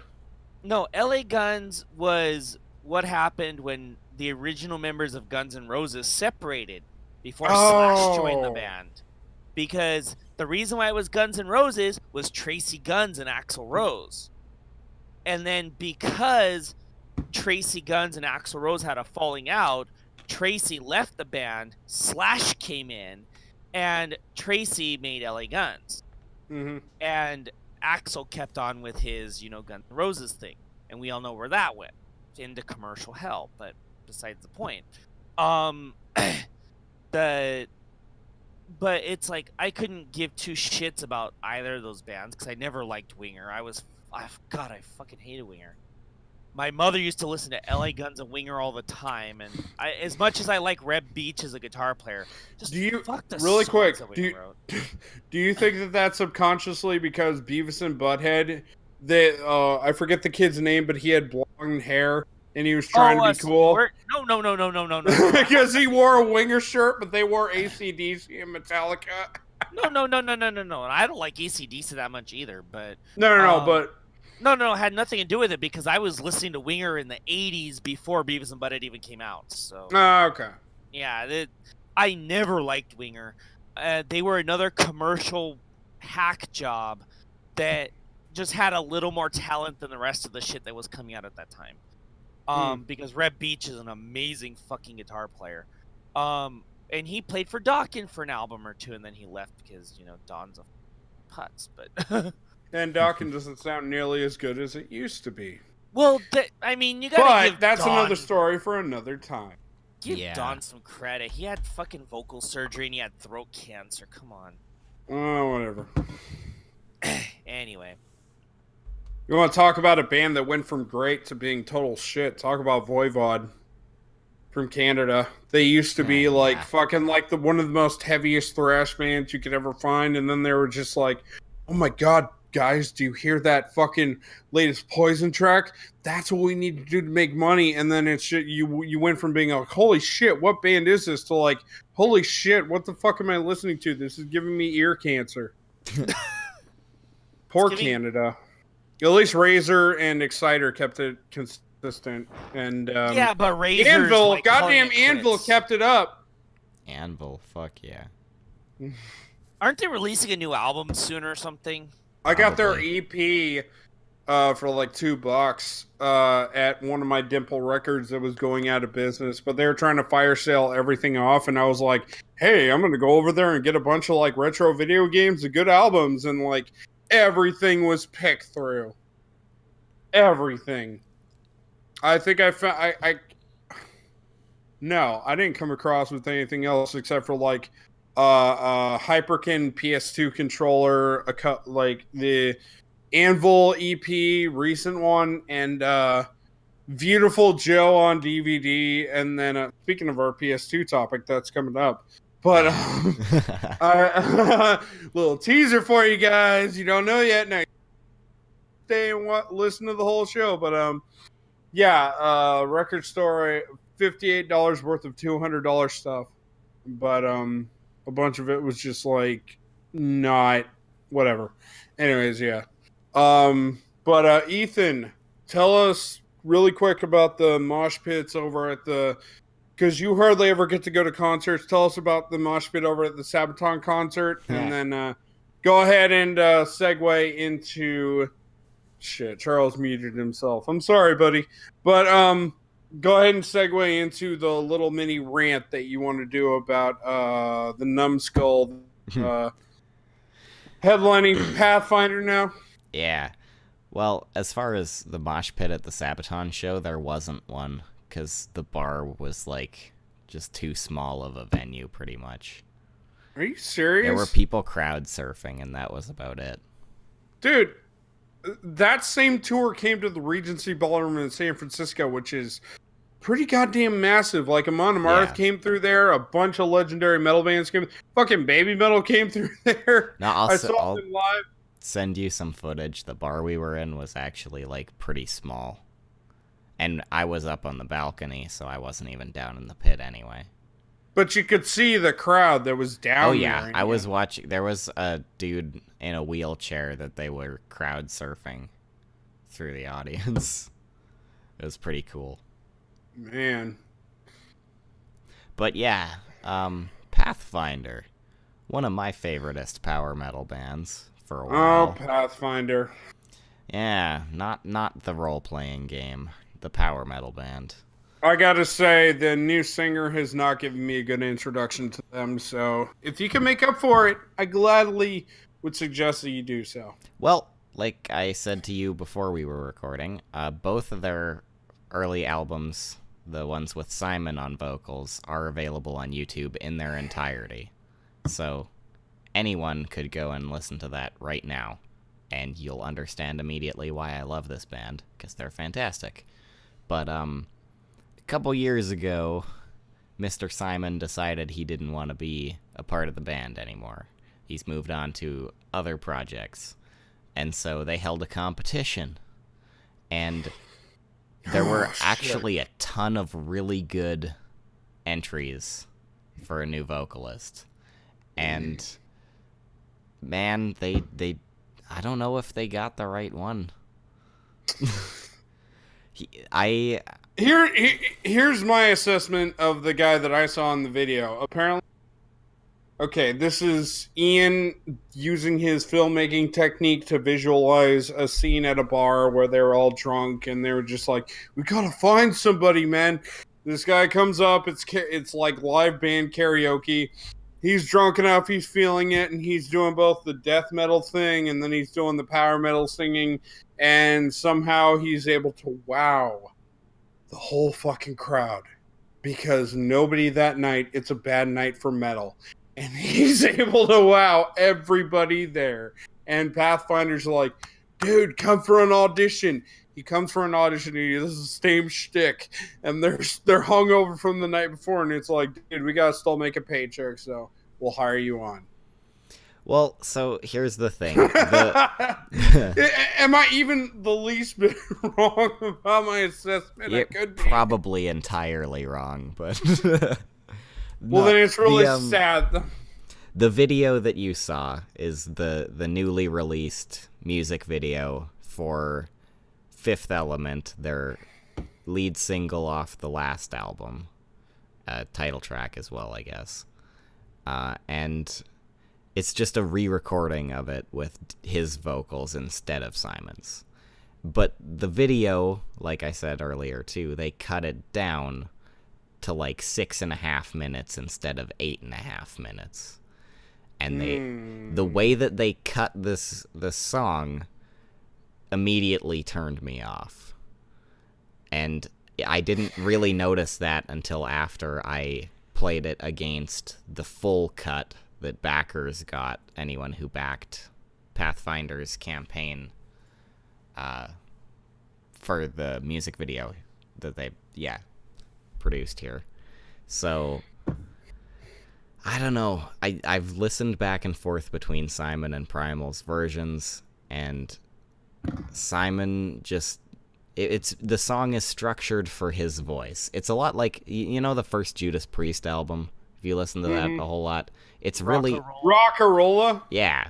It's really not that great because it wasn't Rock meant and roll, for Rob. No. And that's not exactly how I feel with this this song. They've re-recorded it. Why not just write new material and release that? Honestly, the reason is because they'd already put a lot of time into this video, because Simon was supposed to be in it. You know, I want to say two things. Number one, the way you're describing this makes me feel like the same way that Iron Maiden, like, misused, and I'm sticking up for Blaze Bayley here, but I'll go ahead. It feels like the way how they misused Blaze Bayley. They wanted him to be another Bruce Dickinson. But he wasn't. He wasn't. Exactly. So they did, instead of playing to his style like Wolfsbane was, they were like, no, you're going to do the Bruce Dickinson thing or you're going to fuck off. And he tried his hardest. And he was terrible. Blaze. Because that's not his vocal style. Exactly. Nope. Blaze, I love you, but no. Like, okay, Paul Di'Anno, he can do the traditional heavy metal style while also doing punk.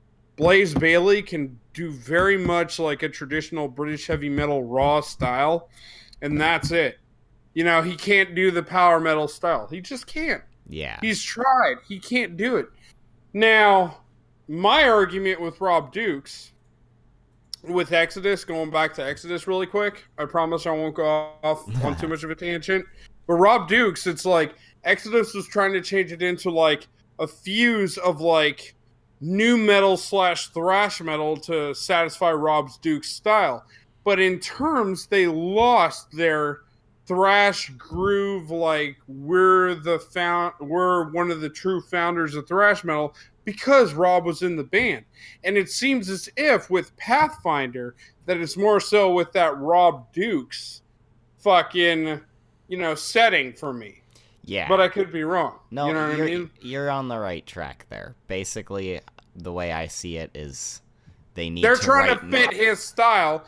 Iron Maiden with Blaze Bayley, it's like, no, you're going to try to do our fucking style or you're going to fuck off. Yeah. Now, one of the rare instances where they tried to fit slightly replacement singer style and it worked for them, but they don't fucking realize it, is Judas Priest with We Know the Man, Tim motherfucking Ripper Owens. It worked, and you can't tell us it can't work, and you're a fucking tool if you disagree, and we can argue against you. We'll even bring you on the show, and we'll make you look like a fucking imbecile. Jugulator's a fantastic album. Jugulator is fucking awesome. Super underrated. Charles, I don't even have to ask you.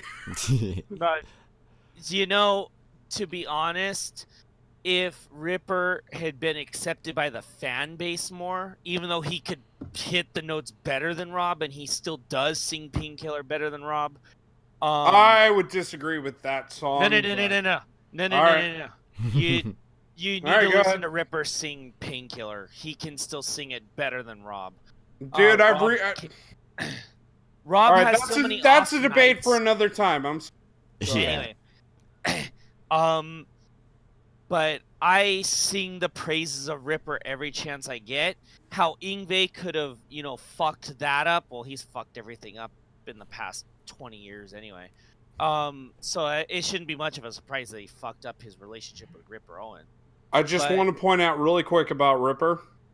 It's amazing to me how a lot of people considered a failed fan singer for one of his all-time favorite bands to go from being a failed singer to Judas Priest to headlining one of the greatest power metal bands in the last several years, being the greatest singer for that motherfucking band. Sorry, Matt, but Ripper fucking owned your ass.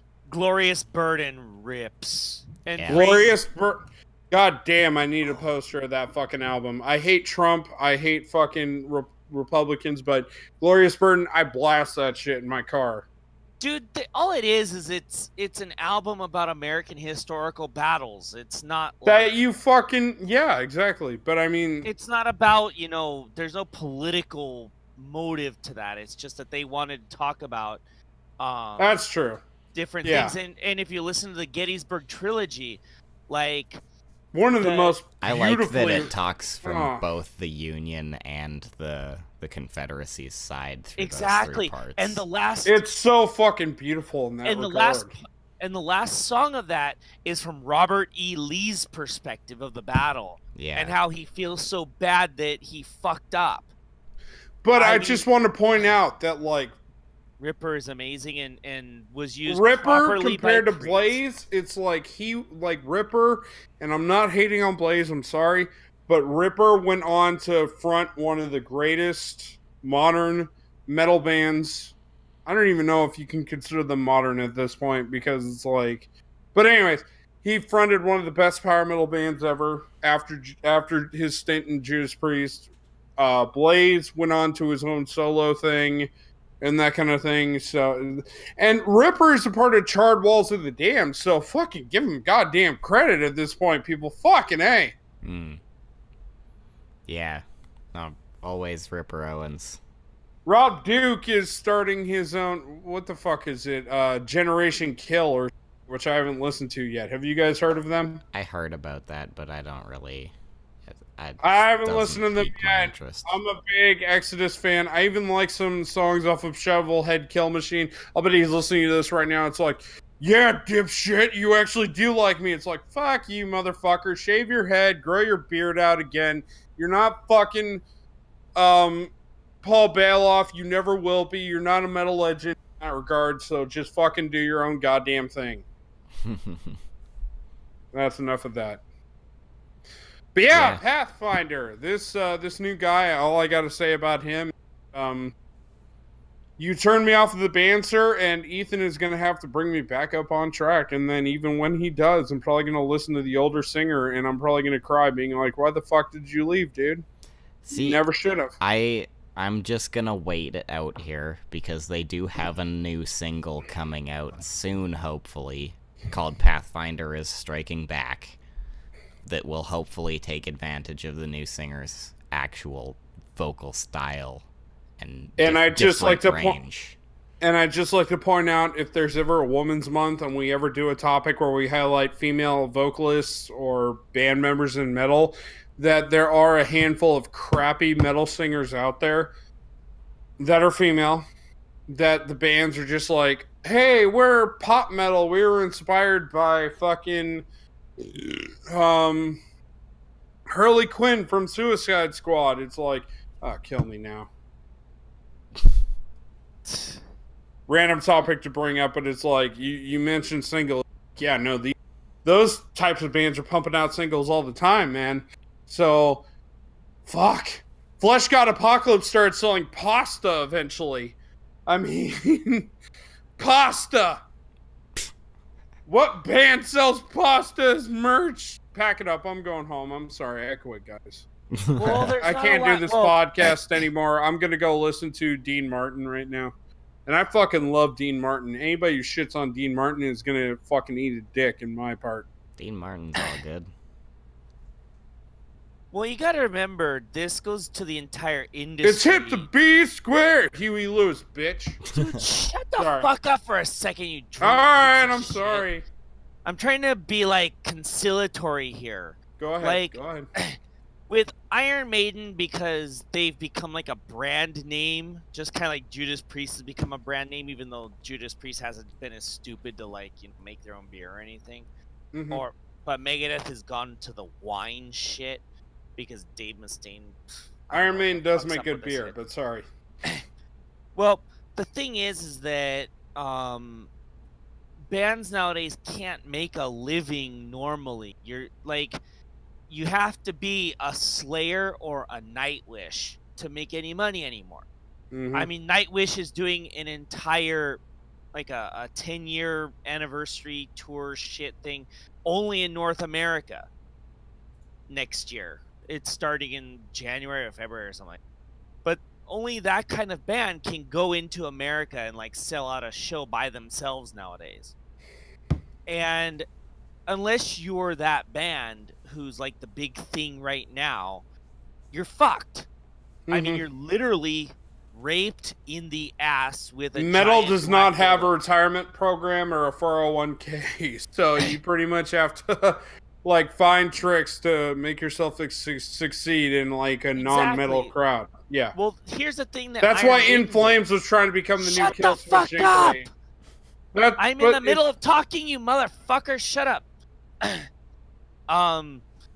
The what Iron Maiden saw when all this piracy shit was going on, like with the whole Napster thing and things that came after that, is that they said, you know what? If we're not going to be able to sell our records because people are downloading them for free, we'll take the shows to them. And they just started touring all the time. And that created a new situation for bands where they just stay on tour all the time. Like the Dead Daisies. I don't think they've had a break in like 2 years because they just keep going around and around and around the world like a bazillion times. Mhm.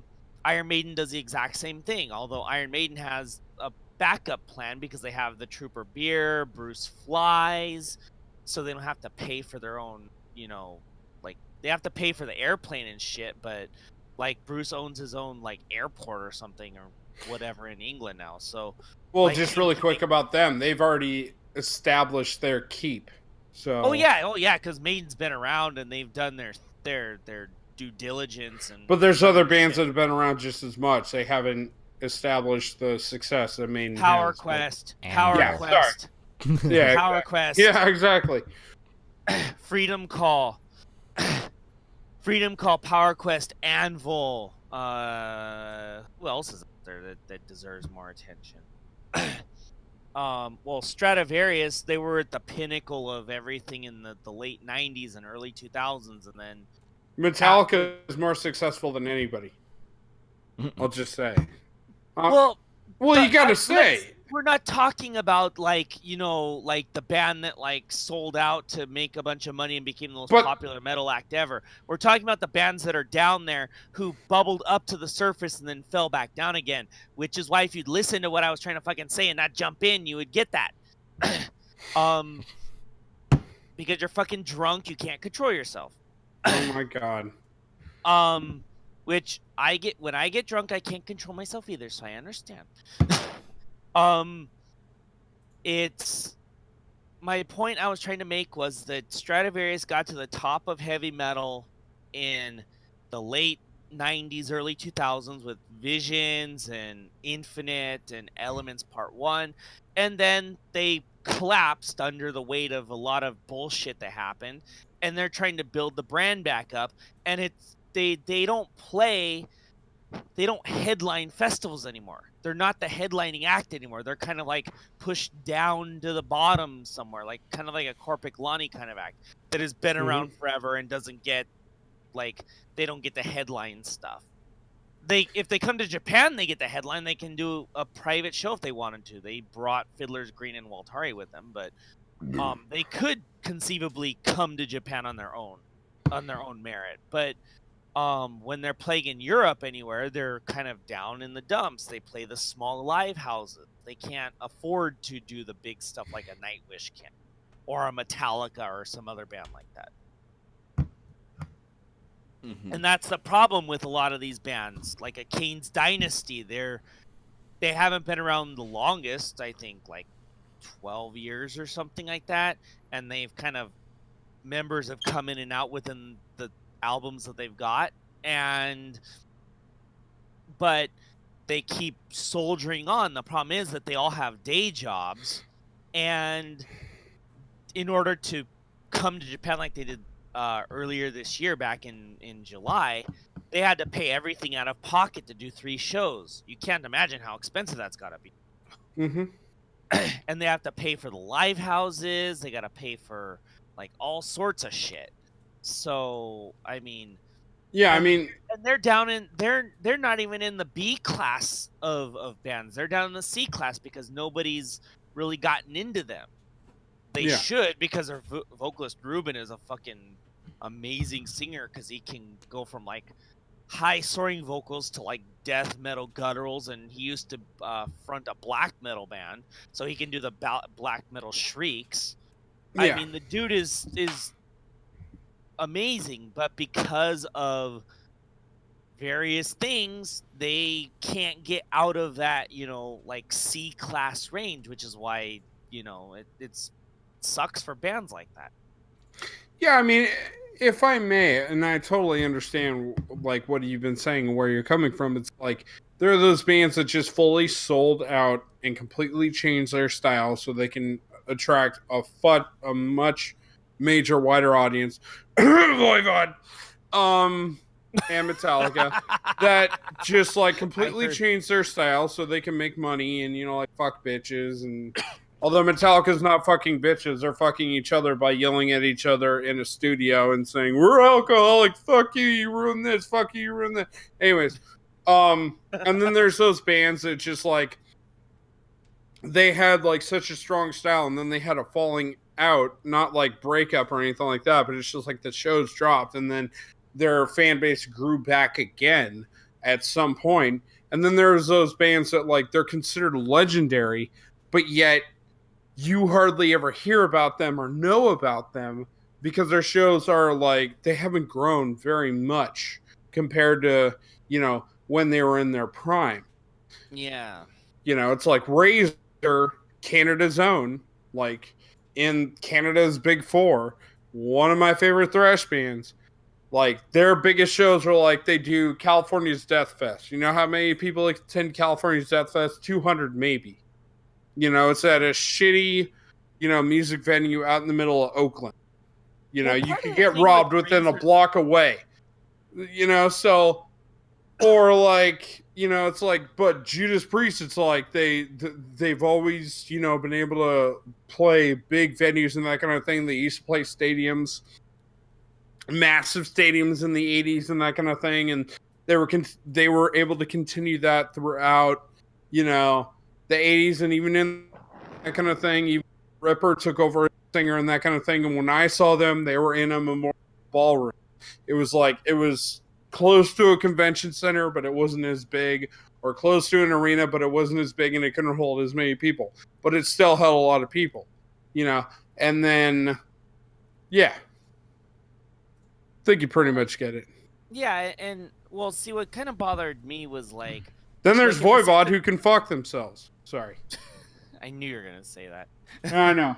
I think the problem with Razor, though, is it was a lot of infighting within the band that basically fucked them, and they basically broke up for like, what, 10 or 15 years or some shit like that, kind of like what Accepted. Yeah. Then they came back and, like, I mean, if they had kept going and they had kind of gotten together with Anvil and, got in with like Exodus or somebody, they would have been a lot more famous band. They would have toured Japan probably. I mean, they actually did a live album recently in Japan, though. I didn't see it. Well, wait a minute. I think they. Oh, Ethan, they're right. from Canada. Hold on, Ethan, they're from Canada. What do you think that they should have done if they wanted to like, because they're legendary over there? If you're into metal, but at the same time, it's like, dude, they attract, like a modest crowd. Like, what could they have done to, like, achieve like that Anvil or Exciter status that, those Canadian bands have said? I don't really know exactly what they could have done, but I would say they could have followed a little bit more in the footsteps of like 3 Inches of Blood. They're another. Where they toured the U.S. and throughout the world. Yeah, exactly. Which they were just like, no, we're gonna stick in Canada because U.S. is too fucking hard to compete with. It's like, grow a pair, dude. Yeah, exactly. Like 3 Inches of Blood got popular because they moved into other markets and they got some of their songs, on the radio and in video games and stuff. They were fucking huge over here, man. Yeah, dude. Throughout my early 20s, they're not a band anymore. I miss them dearly, especially after listening to Fire Up the Blade so much, Yeah. It's such a great album. I'm going to highlight that album. So Dude, yeah. And just speaking of Razor and that Japanese live album, I think I know where they did it, because every February in Osaka only, this is a strictly Osaka thing, is there, I think it's called the True Thrash Fest, where it's nothing but thrash metal bands. I'd love to go to that. Sorry. And I actually, we know somebody, thanks to the Hate Bit Facebook group, from Finland. He comes here like almost every year for True Thrash Fest. He just comes to Osaka and he goes to True Thrash Fest. I think it's like I don't know if it's 1 day or 2 days, but I think I think it was this year or last year Razor came. And everybody was like going crazy because they knew they'd never see them ever again. They just knew, like, if we don't go and see Razor now, we're never gonna see them again because they're about to break up again. But at the same time, I've also watched videos of them live at the California Death Fest in Oakland, and they're like, dude, they bring it. You know, as old as they are, they fucking bring it. You know what I mean? Yeah. Even Well, though Slayer that does the same Dave thing. Carlo, Slayer's- Dave Carlo is like fucking JR from wrestling, and he's like paralyzed halfway in the face, but he's like, I fucking bring it with metal, man. Even though that we never toured as Canadians because the competition is too tough in the U.S., but we do now because we only play like 8 shows a year. It's like, Dave, let me get in my time machine. I'll go visit you when you're young. I go back in time. I see Dave, and I'm like, stupid motherfucker, go move to San Francisco and join the thrash scene, you fucking bitch. Bring your brother, who's a fucking bassist, and then Sheepdog. He either comes or Bob Reeve comes. I don't care who, but you guys need to come to the U.S. God damn it. Here's the problem: is that I think that they should have entered the U.S. market, but I don't think they should have moved to San Francisco. You know why? Because there's a band called Death Angel that we all know, but they have like zero notoriety outside of like thrash fans, which is horseshit. It's horseshit because I like Death Angel more than I like Exodus because I'm not a big fan. That's fair enough. No, that's completely fair. I like Death Angel. I think Death Angel is fucking badass, and I like the vocals on Death Angel. I don't because really like Death Angel, they were like heavy as fuck thrash that you could fucking mosh the shit to, but they also understood complete melody. And it was that's like where Exodus and Slayer didn't do that, and that's where I don't like. They did it to an extent, but they didn't do it to the extent of like Death Angel. And I think that's why I like Death Angel more, is because that's where they excelled. But like had Razor moved into that scene, they would have been competing against bands like Exodus or something. And you don't want to compete against Exodus in any situations. I mean, I think that they could compete just fine had they toured. But the whole thing is that they tried to compete with like the Death Angel style and the Metallica style with custom killing. And it's like swing thrash. I make jokes about that album all the goddamn time. It's like, when you die, when it's on a ride and the buttons up and I'm like, I'm dancing. Yeah. Fuck yeah, Sheepdog. You know karate. I don't give a fuck. But yeah. Well, that's what I think. Like, I mean, plus the fact that all the infighting in the band really fucked them. But, I mean... Well, Sheepdog was like, me, he's a liar, whatever. Anyways. I mean, Razor could have been something. They really could have, and they fucked themselves. They are something. They are Come something. on. They're just something that no one's heard of. They're the most underrated thrash band of all time, and if you're a Canadian, you should be proud if you're a thrash fan that they're from your country. Just for the fact that they were just like, we're not going to tour the U.S. because the U.S. just welcomes any band. It's like, well, that's your fucking golden ticket, dipshits. Yeah, exactly. And on that note...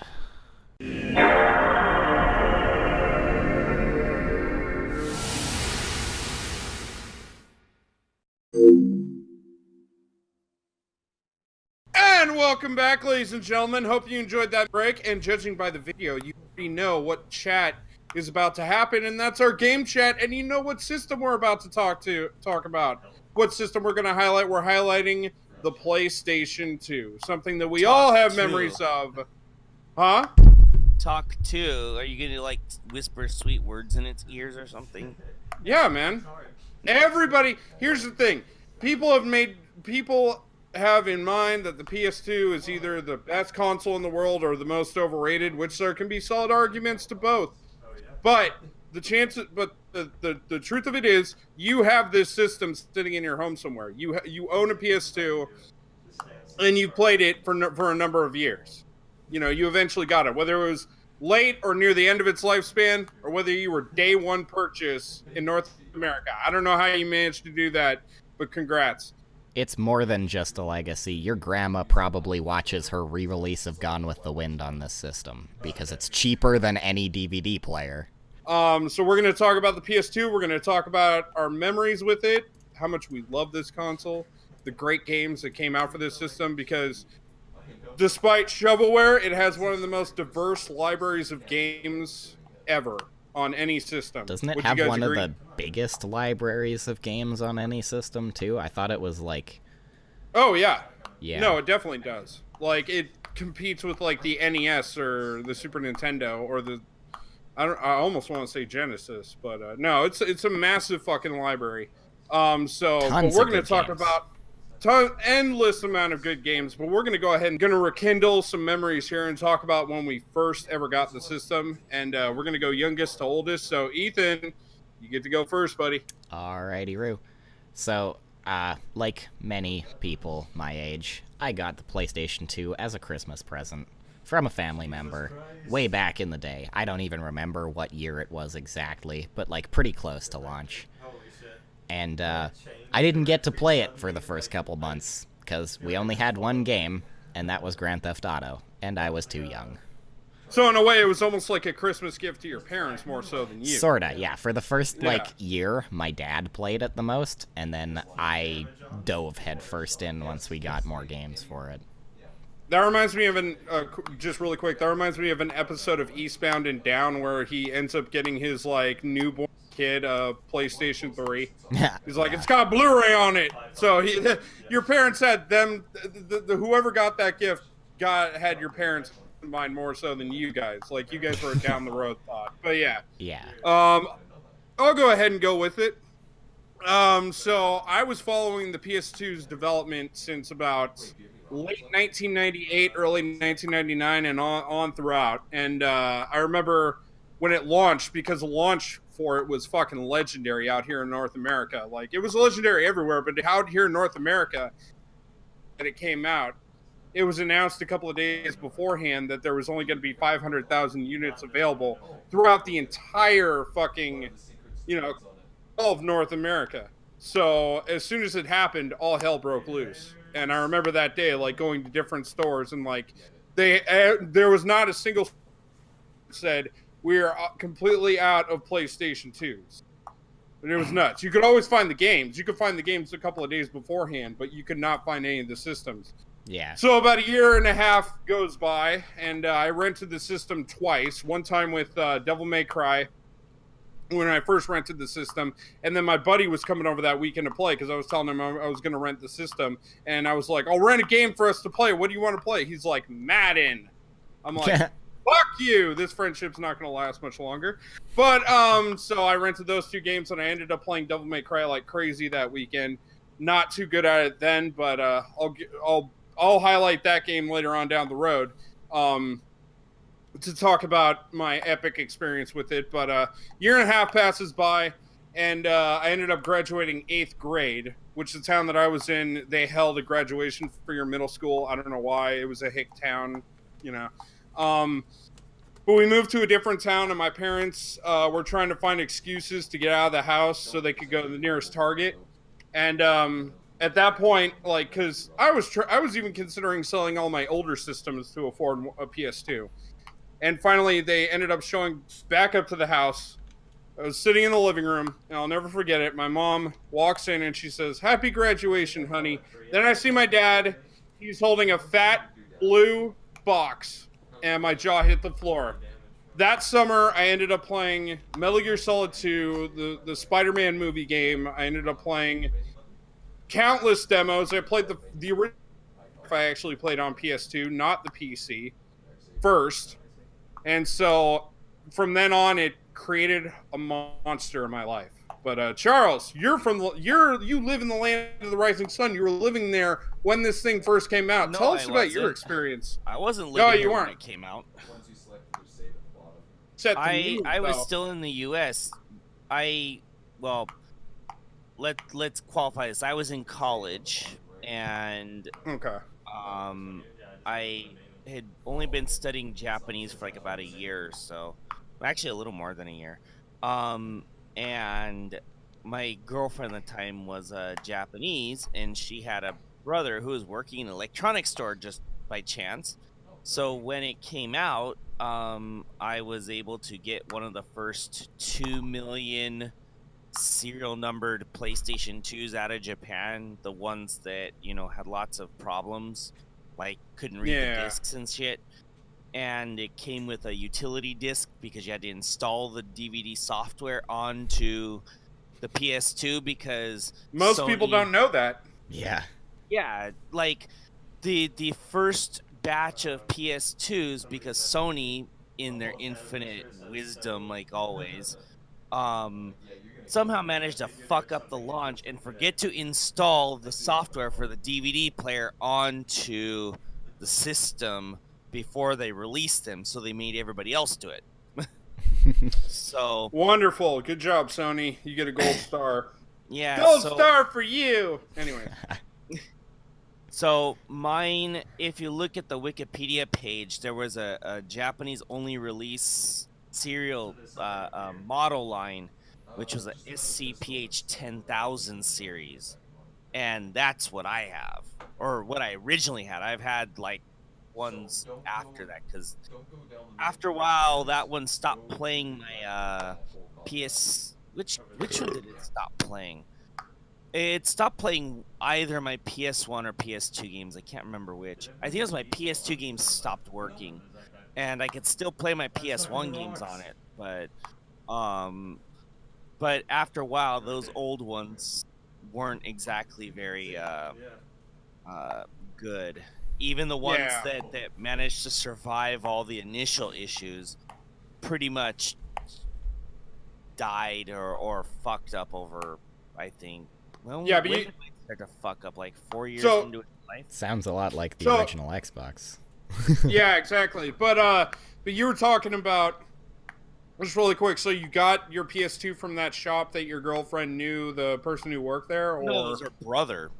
Oh, it's her brother. My bad. Yeah. When I found out that the PS2 is coming out, because she was Japanese and I knew her brother because she had told me her brother was into video games. I'm like, can you ask him to get us a PS2? Can you ask us to get a PS2? And she asked him, and he managed to get into the storeroom and sneak one out of there. Snipe one for you. Yeah, Oh, he sniped shit. it. So I had a PS2 before everybody in America. So Wow, quit but bragging. I had to wait a little bit because he didn't have time to get it shipped over. But I still had it, like, I think I had it in April or maybe in the middle of March, like later, because the release date was the beginning of March, and I think I had mine before the end of March. I think so. I can't remember. Oh, exactly. man. It was a fucking long time ago. Yeah. But I the minute I had heard that the PS2 was coming, I was like, since I have a Japanese girlfriend, I needed to, Hit that get my- shit. Exactly. Oh, yeah, you got it, dude. Those extra Exactly. muscles in the vajayjay. Yeah. Don't get on our asses, SJWs. Calm down. But, a little off topic, but I fucked some Japanese chicks that were not exactly very tight down there, so. well, Let's talk about some games. yeah, let's go into the games for this fucking thing, because the PS2 library, I don't even know how big it is at this point. I mean, they were releasing games for this motherfucking thing until like 2010 or 11. Dude, even later than that, I thought. Yeah, no, I think it ceased production in 2015, and then 2017. I think it just recently announced where they just shut the doors of it completely. Like maybe I don't know what that's about, but I know with 2015 they ceased production on it or something. So, or actually, I think it was earlier than that. But anyways, I want to get to highlighting some games, and I'm actually going to highlight a very small studio that's very beloved. And a lot of people like to bitch about Visceral Games shutting down. This company, they only released a very, very, very few handful of games, but they deserve praise. And that is Clover Studios. If you know Clover Studios, then you know what I'm talking about. But for those who don't know, they developed little games called Beautiful Joe, which originally came out on the GameCube first, but eventually came out on PS2 along with its sequel. A little game called Okami, which is one of the few games, if not the only, that is completely hand-drawn, and it's a beautiful fucking game. I still have yet to beat it, but I plan to beat it at some point. But I still own it, so I'm very proud of that. And then one of my favorite games on the system, and the critics shit on it, and the critics can eat my left nutsack, God Hand. And if anyone doesn't know what God Hand is, it's beat 'em up from the shoulder perspective. And literally, this is like if Final Fight had ADHD. Like, this game is a live action anime through and through. You can get crazy combos. You can launch somebody 100 feet in the air and then drop kick their ass into a building. It's so much fucking fun. And pick it up right now before it gets to be inflated. Yeah, I've never heard of that game until you brought it up, and it sounds pretty awesome. It's like $15 or less. Pick it up as soon as you can, because the price is gonna rise on it pretty soon. Yeah. A lot of people would say it's frustrating because of camera or whatever, but I've played games with frustrating camera, and there's ways to get around that. Fucking pick the game up. Yeah, no shit. But I love the fixed cameras in Resident Evil. And just really quick, Code Veronica is another great game to have on the PS2. Also the Dreamcast. But what are some of the games that you guys played? I'm gonna gush over 3D platformers for a bit, because coming off the N64, that's kind of what I was playing. Sly Cooper, definitely one of my absolute favoritist games of all time. The first and second one, at least. As we highlighted in our video game bosses episode, like yes.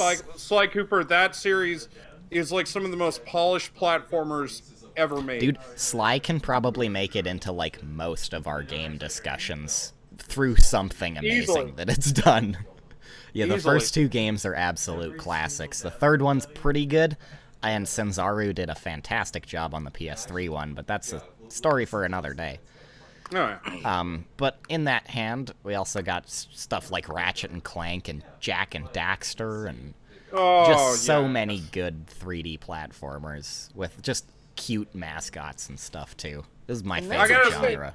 That's the thing that PS2 doesn't get any credit for, that it should be getting credit for, was keeping the 3D platformer alive, because Xbox sure wasn't doing it. And no, I know, right? GameCube, because it was Nintendo, of course you're going to have your platformers and stuff, but I mean, what you didn't was see any of that on the other systems except for PS2. Yeah, right, exactly. Right. You didn't have it as much. Like, I think Super Mario Sunshine is absolutely incredible, but I mean, that's about the only game you hear about off of the GameCube in competition with what the PS2 has. Yeah. I mean, the PS2, it even had platformers that hardly anybody knows about, like the sequel to Klonoa, Door to Phantomile, was released on PS2, which I have. I forgot and that's about incredible. 2.5D platformers, if that's your thing, you are legally Klonoa 2. Yeah. And the first one. Well, but Klonoa 2 is like a continuation, and it's actually one of the most underrated games out there, and you can only find it on the PS2. See, I had totally forgotten there even was a second one, so thanks for reminding me about that. You might want to... That's just how many there were. Another game that me and Ethan could fucking come over, which we talked about in the Video Game Bosses episode of the podcast, but Shadow of the motherfucking Colossus. We have showered praise over this game, and you can't keep showering enough praise over it. It's a fucking gorgeous game. It's a goddamn masterpiece. Fucking beautiful. Even people who don't play video games need to play Shadow of the Colossus. It's just that goddamn good. Right. Oh, goddamn right. And I mean, just the feel that game gives you. And like, some people could naysay it's like, it's just a bunch of boss battles. It's like, it's some of the greatest fucking boss battles you'll ever play in a goddamn video game. Dude, I love it's absolutely fucking stunning. It came out a year where people, like, I think it actually came out the same year as the Xbox 360, and people were, like, gushing over this game. Yeah, because it looked better than every Xbox 360 launch title does. Easily. But, Charles, you were over at Japan. Was that a pretty hyped up game over there, or no? No. Shadow of Colossus was not. I mean, because you gotta remember, the PS2 had so many fucking RPGs. And they were huge. Yeah. I mean, like, even two of my favorite games on the system are both RPGs off of this system, but they were only released over here. I'll get to that in a minute, but just go ahead and name them off. Well, I got 3 release games with the system. I got Tekken Tag Tournament, of course, and I got Eternal Ring and Evergrace. 2 games that got, well, Evergrace, the name of the game got changed in America. I don't even remember what the fucking name is anymore, but they were release games, and the thing was that Eternal Ring was the first person RPG on a Sony system as far as I can remember. And that's why I was like really into it. I never finished it, but I was too busy playing Tag Tournament. But yeah. But considering that, like, the only first-person RPGs, well, I don't even know if you could call Myst that, but, you know, like, Elder Scrolls series, like, Eternal Ring came out at a time where the Elder Scrolls series was not, like, big and hip, if, you know, like, outside of PC gaming. Yeah, that was before Morrowind, yeah. Yeah, exactly. Eternal Ring, for all its faults, is actually, because it was a release title for PlayStation 2, it did come out in the US, so this is not, like, these aren't the games I'm talking about that, like, are my favorite games. I'm just mentioning that these are the first games I got. I got 3 of the 5 or 6 release titles from the PS2. And Evergrace was just fun as hell. It actually had a decent story, and it was the first. I don't know if it was the first, because there might have been something on PS1, but there was it was an RPG that was, you know, 3D. It was kind of an action RPG, and you had 3 characters that you kind of rotate through, and they had different weapons and different armors and shit like that. And Evergrace is probably one of the most overlooked games of the PlayStation 2, I think, because it was a release title, it didn't get the you know, hype that a lot of other... That it should have, yeah. Yeah, and it was from Software. The same company did, like, Armored Core and a bunch of other shit. Dark Souls. Shit! Dark Souls! Oh, yeah. Yeah, we won't from mention Software. From Software. But, really quick, I just want to say for the record that Tekken 5 was better than Tekken Tag in every single way, so, yeah. Well... yeah, because it came after Tekken Tag, but, you know. Yeah. Oh, that's Tekken 4 came after Tekken Tag, and Tekken Tag fucking pisses on Tekken 4. Oh, yeah. So, yeah. Tekken 4 sucks. Yeah. Tekken Tag is fun, though. I enjoyed it. It was quite enjoyable. And it was fun because Tekken Tag was actually, and I'm going to segue into this genre, because it was the last system, PS2 was actually the last system to, really, like, highlight this genre, but 2D fighters. Tekken Tag got its tag element from games such as Marvel vs. Capcom 2, which was also on the PS2. Mm-hmm. Fucking Guilty Gear, motherfuckers! Yeah. Guilty Gear was Top much 5 later, fighter! Guilty Gear was much later. But it's fucking amazing, though. I don't care. It's so good, and it's on the PS2, and you should own it. And if you don't, I'll come to your house and kill you. Well, I haven't talked about my favorite games yet, so I'm just gonna, you know, run Jump through in, them really yeah. quick.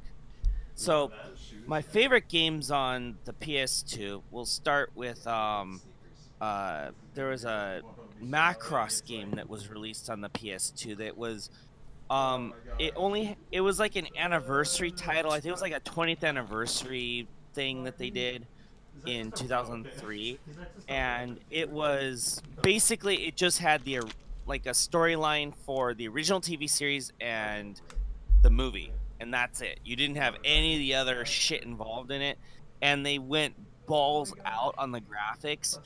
And like the thing about Macross is that there's missiles flying everywhere, and they managed to get like a huge number of missiles on the screen at one time, and it didn't lag. It was pretty incredible. Right. I guess that's that emotion engine going to work there. Yeah. Oh, yeah. This was definitely one of those times where the emotion engine did its job. That and it's a 3D shooter, and I don't recall if it could be first person, like if you could rotate between third and first, but because it's been such a long time since I played it, but that game is fun as hell for a shooter. If you can import that, it's not that expensive. I definitely recommend that. Tales of Destiny 2. Now I'm going to qualify this because but that was on the PS1, wasn't it? Wrong. That's Tales of Eternia. That's what I was just gonna say. No, Tales of Destiny 2. I have it on the PlayStation 1. It's not Tales of Destiny 2. There's a real Tales of Destiny 2 that was released in Japan only. It is a sequel to the original Tales of Destiny. They renamed Tales of Eternia in the US as Tales of Destiny 2, and that was the stupidest shit I ever saw. I thought Namco fucked the pooch on that one, because the real Tales of Destiny 2 is so fucking good. It basically is the reason why all the remakes of Tales of Destiny came out to add super bosses. Because of one of the bosses in Tales of Destiny 2 being godlike and being a bitch and a half to beat. It took me like a week, like 2 weeks just to beat that one fucking boss on normal mode. The dude is fucking insane. Anyway, but that game was absolutely incredible. They re-released it on PSP at some point. Ooh. But the thing with the PSP version is you couldn't do what you could do on the PS1 or on the PS2, sorry.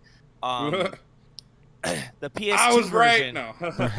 the PS2 version, if you like in the beginning like area with just your first two characters with Kyle and Lonnie or whatever his English name is, you could like put like something to hold the analog stick on the left stick, so that they just walk around in circles. And so and then you put both of the characters on auto. You could leave the game there for like all day and do all your level grinding and not have to even touch anything. So like by the end of the day you're like level, I don't know, like 60 or something like that. Then you could just like run through the rest of the game without having to grind very much. Oh man. So yeah, you had a little, it wasn't really a cheat, but it was a way to get rid of the grinding aspect of that game, and you needed to grind in that game at points because that game was a bitch and a half at points. Oh my god. But it was fun as hell, and it was the first Tales game to do like kind of time travel shit, which I was really into. And one of the future scenarios that you have to go through to kind of fix the world was it had a really badass boss, like not boss music, like regular battle music, and it also brought in the remixed version of the Tales of Destiny battle song, and it sounded so good. Yeah, I'll bet. Oh, Tales of Destiny 2 is like I think, the best Tales game that was made. A lot Well- people who've played it tend to say, "Oh no, Tales of Abyss or Tales of Symphonia." No, Tales of Symphonia sucks. That's the only Tales of one Sym- I've played all the way through, TBH.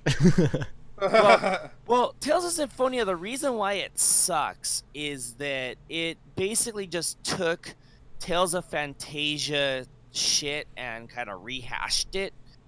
And because I played Tales of Fantasia also, I played the PS1 port, which is really fun, which was actually based on the Tales of Destiny engine that they used on PS1, but that's beside the point.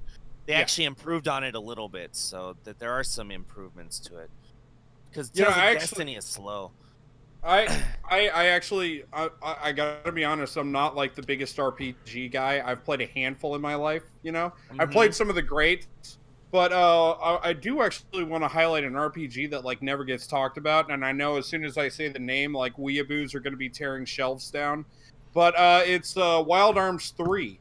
Out of all the Wild Arms games that get like endless amounts of praise, and I'm sure you guys have heard the praise that the Wild Arms series gets. Oh yeah. I had Wild Arms too. I never hear anybody talk about 3, and it was released on the PS2. It was released the same week or so, or maybe even the same day that Kingdom Hearts was released. Oh, so that's that probably why people shit on it. But it was like, in terms of story, I would argue it was actually pound for pound a better game. And I have no idea, like, it's the one Wild Arms game that I would say is actually probably the most underrated, you know what I mean? Ultra Code F, the 5th one, didn't sell well at all, so maybe somebody can make an argument for that, and maybe people do talk about Wild Arms 3, I'm just not hanging out in the right circles, fuck me, I guess.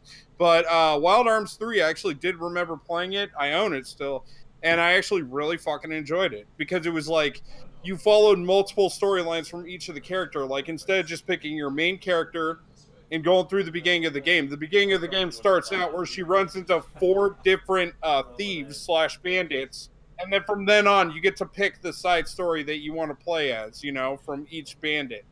I didn't finish the game. I'm in the process of playing it right now, fully, but I'm sure at some point it gets to be where they all have to get together and work together and that kind of thing. And Weeaboo just tore down their shelf. So, well, I'll kind of qualify your comments about Wild Arms 3 and Kingdom Hearts like being like within a week of each other, because the game that gets overlooked by many people going back to like the Super Nintendo days was Lufia, because the same year you had Chrono Trigger, and everybody is like filleting Squaresoft for Chrono Trigger, but Lufia was kind of relegated, and to me, like, Lufia is definitely on par with Chrono Trigger story-wise and everything. I know some of the character types are cliche kind of stuff, but it's really, I think, in terms of story, music, I guarantee that, like, Lufia's music in general stands on like on par with Chrono Trigger's music. I mean, there's some songs that stand out between both, and especially out of Chrono Trigger, there's a lot of good music in that. But I always, for some reason, Lufia was like the one that stuck out to me, because that I didn't really pay much attention to Chrono Trigger until a little bit after it came out. Yeah. I mean, I had both. I mean, but it was just that, just to you know, give another comparison to another game that kind of got ignored because another major classic came out, like, just because of marketing. Time. Which game do they push? Yeah. Exactly. Now, I'm gonna talk about my last favorite game real quick, and on the PS2, and everybody has probably played this in the US on the DS, and the DS version sucks ass.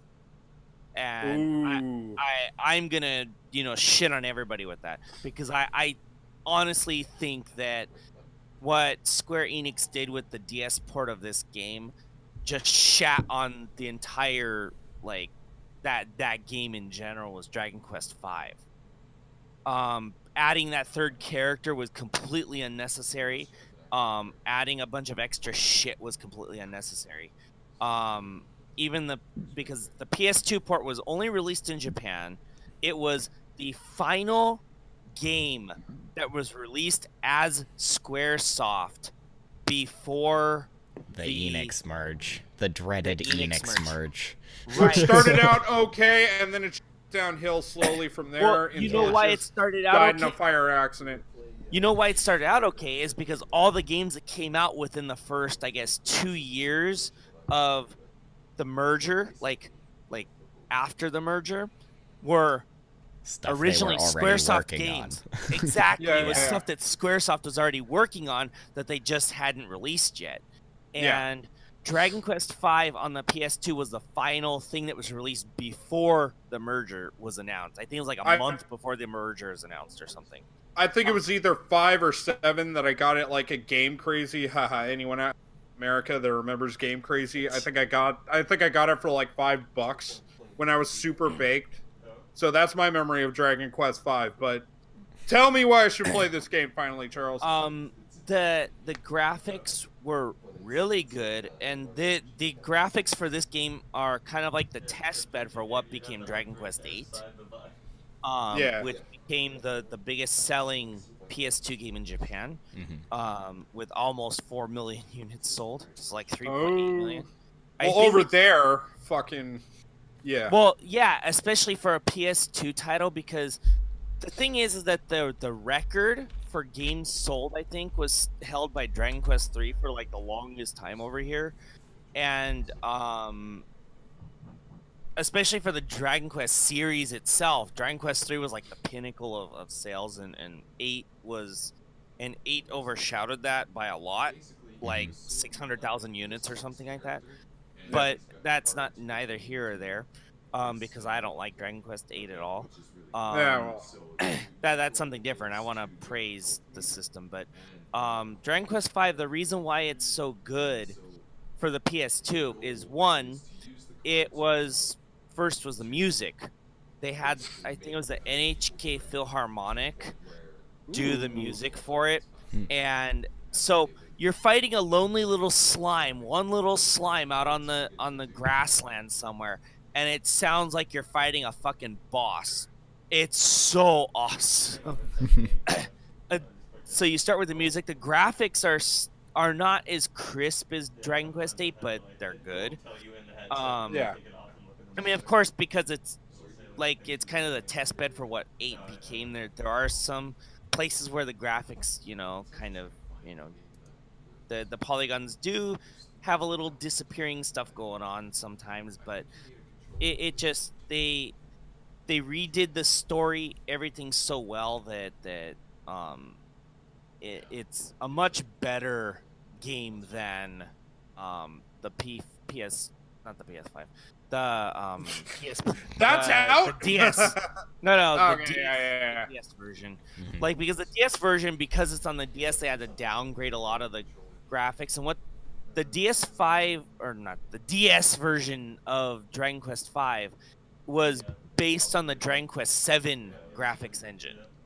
And I know that. I played Dragon Quest VII is fucking incredible. Although that's a PS1 game, it's still fucking incredible. Well, actually, if I can segue away, but there is actually a series that I want to highlight that is an action RPG series. Only 2 entries, and I'm building up to it. And guess what? It doesn't have Disney characters in it because it's motherfucking Dark Cloud 1 and 2, incredible games. Dark Cloud 2 is the better game, but Dark Cloud 1 and 2, both action RPG games, came out years before, or at least the first one came out years before the Kingdom Hearts games even fucking came out, and it came out like as early as, I think the first game was released in about 2002. Same year as Silent Hill 2, another fucking masterpiece on the system. And I can't sing enough praise about either games, but definitely if you get the chance, pick up Dark Cloud 2. It's got exploration just like the Kingdom Hearts games. It's story driven, but it's not Mickey. It's not Mickey, it's not Donald, it's not Goofy, and you're not going to there's Disney films. But yeah, Dark Cloud definitely picked those up. Yeah, come play my game, haha. You do it better than I do. I know. But yeah, I want to highlight the Dark Cloud games, and then I want to segue a little bit into this is the system, in my opinion. I don't even know if it's an opinion. This is the system that gave us hack and slash games. Yeah. Y'all know what I'm talking about. I'm talking about the Devil May Cry, the God of War. Of course, Ninja Gaiden was released on the Xbox, but that was really the only game that it was just like, fuck, I can't play a hack and slash on my PS2 because the PS2 had like some of the all-time best. It was like the starter of the series of God of War and Dynasty Devil May Cry. Warriors. Dynasty Warriors was before Devil May Cry, though. Yeah, I know. But fucking Dynasty Warriors is the shit. Yeah, but they haven't shoveled that series out enough at this point. But back on the PS2 era, I did actually play Dynasty Warriors, and it was fucking incredible. They're great. And then the actually, first couple games are great. Two series that a lot of people did not play in a lot of, or like don't talk about enough. There was a game called Chaos Legion, which was made by Capcom, and they actually made a mistake with marketing it, where they said literally on the back of the box, if you like Devil May Cry, you'll love Chaos Legion. The problem is that they're both hack and slash games with like a Japanese haired protagonist, you know, but they couldn't be completely different from each other because Chaos Legion actually uses RPG elements in it, and actually almost has music game elements to it, because there's a rhythm that you have to attack the enemies with, and you can't string together combos, but it is actually a very fun, unique game. I remember playing a demo for it like way back when, and then I rented it with the, I don't know if anybody remembers, actually, Charles, you were in Japan, and I don't know if they had this up there, Ethan, but the Blockbuster Games Freedom Pass. We did, but I wasn't near one. We just had a local video store that rented video games too. Dude, the Games Freedom Pass was fucking incredible. Like, for one, it probably 20 games within the whole course of that summer, and it was like one of the best summers of my life. That's awesome. But, and with that Games Freedom Pass, I rented Devil May Cry for the second time, because when I first played it, I didn't understand the mechanics of a hack and slash, but really back then, in like early 2002, Nobody did. who really did? Yeah. You know, we had to learn from that game. So the first time I played it, I sucked ass at it, and I was like, well, I like the aesthetic of this game, but I don't like how it plays. And then I played it a couple years later when I got that Games Freedom Pass, and I literally, from like 2 o'clock in the afternoon on a Friday, summer Friday afternoon, to like 5 o'clock on Saturday evening, non-stop, stayed up all night. I rocked the shit out of Devil May Cry. Almost beat it twice. Nice. I fell in love with that shit. Because I feel like that the best action games, and I think you would both agree, the best action games are the ones that just genuinely make you feel like a badass when you play them. Yes. Yep, definitely. That's why I got tired of, the Japanese version of Dynasty Warriors. I don't care about the English names. I only know the Japanese names for those games. Yeah. But because those got boring after a while. It's like you'd play them, you'd get the best weapons for all the characters, and then you'd be like, okay, and then... Yeah. Another quick game that I want to throw out there that almost had a monumental impact on my life. I know that some people would consider that saying sad, but whatever. Twisted Metal Black. Twisted Metal. I love those games. But Twisted Metal Black was the one where it's like, I love Twisted Metal 1 2 on PS1. Twisted Metal Black, it was like fucking Twisted Metal done like hardcore metal, extreme metal. Yeah. Because it was like they had a lot. It was also very gothic too. But they had all sorts of like these horror movie inspired characters. Like Sweet Tooth was like turned up to 11, and they had like Dollface and Mr. Grimm. Yeah. Like everyone had a backstory, and it was also the first time that I actually ever heard the song "Painted Black" by the Rolling Stones. Really? And that forever, like cemented my music taste. You know? Dude, So- okay, Black was the first Twisted Metal game I actually played, and fuck, it just caught me so immediately, and I was like, I have to play the rest of these games. They're fantastic. Dude, I still like. There's at least like it's like a once-a-year tradition where I just shut myself into my game room, turn off all the lights, and I just immerse myself in Twisted Metal Black for about like 2 hours or so. Nice. So it may actually be my all-time favorite 1B next to Twisted Metal 2 1A.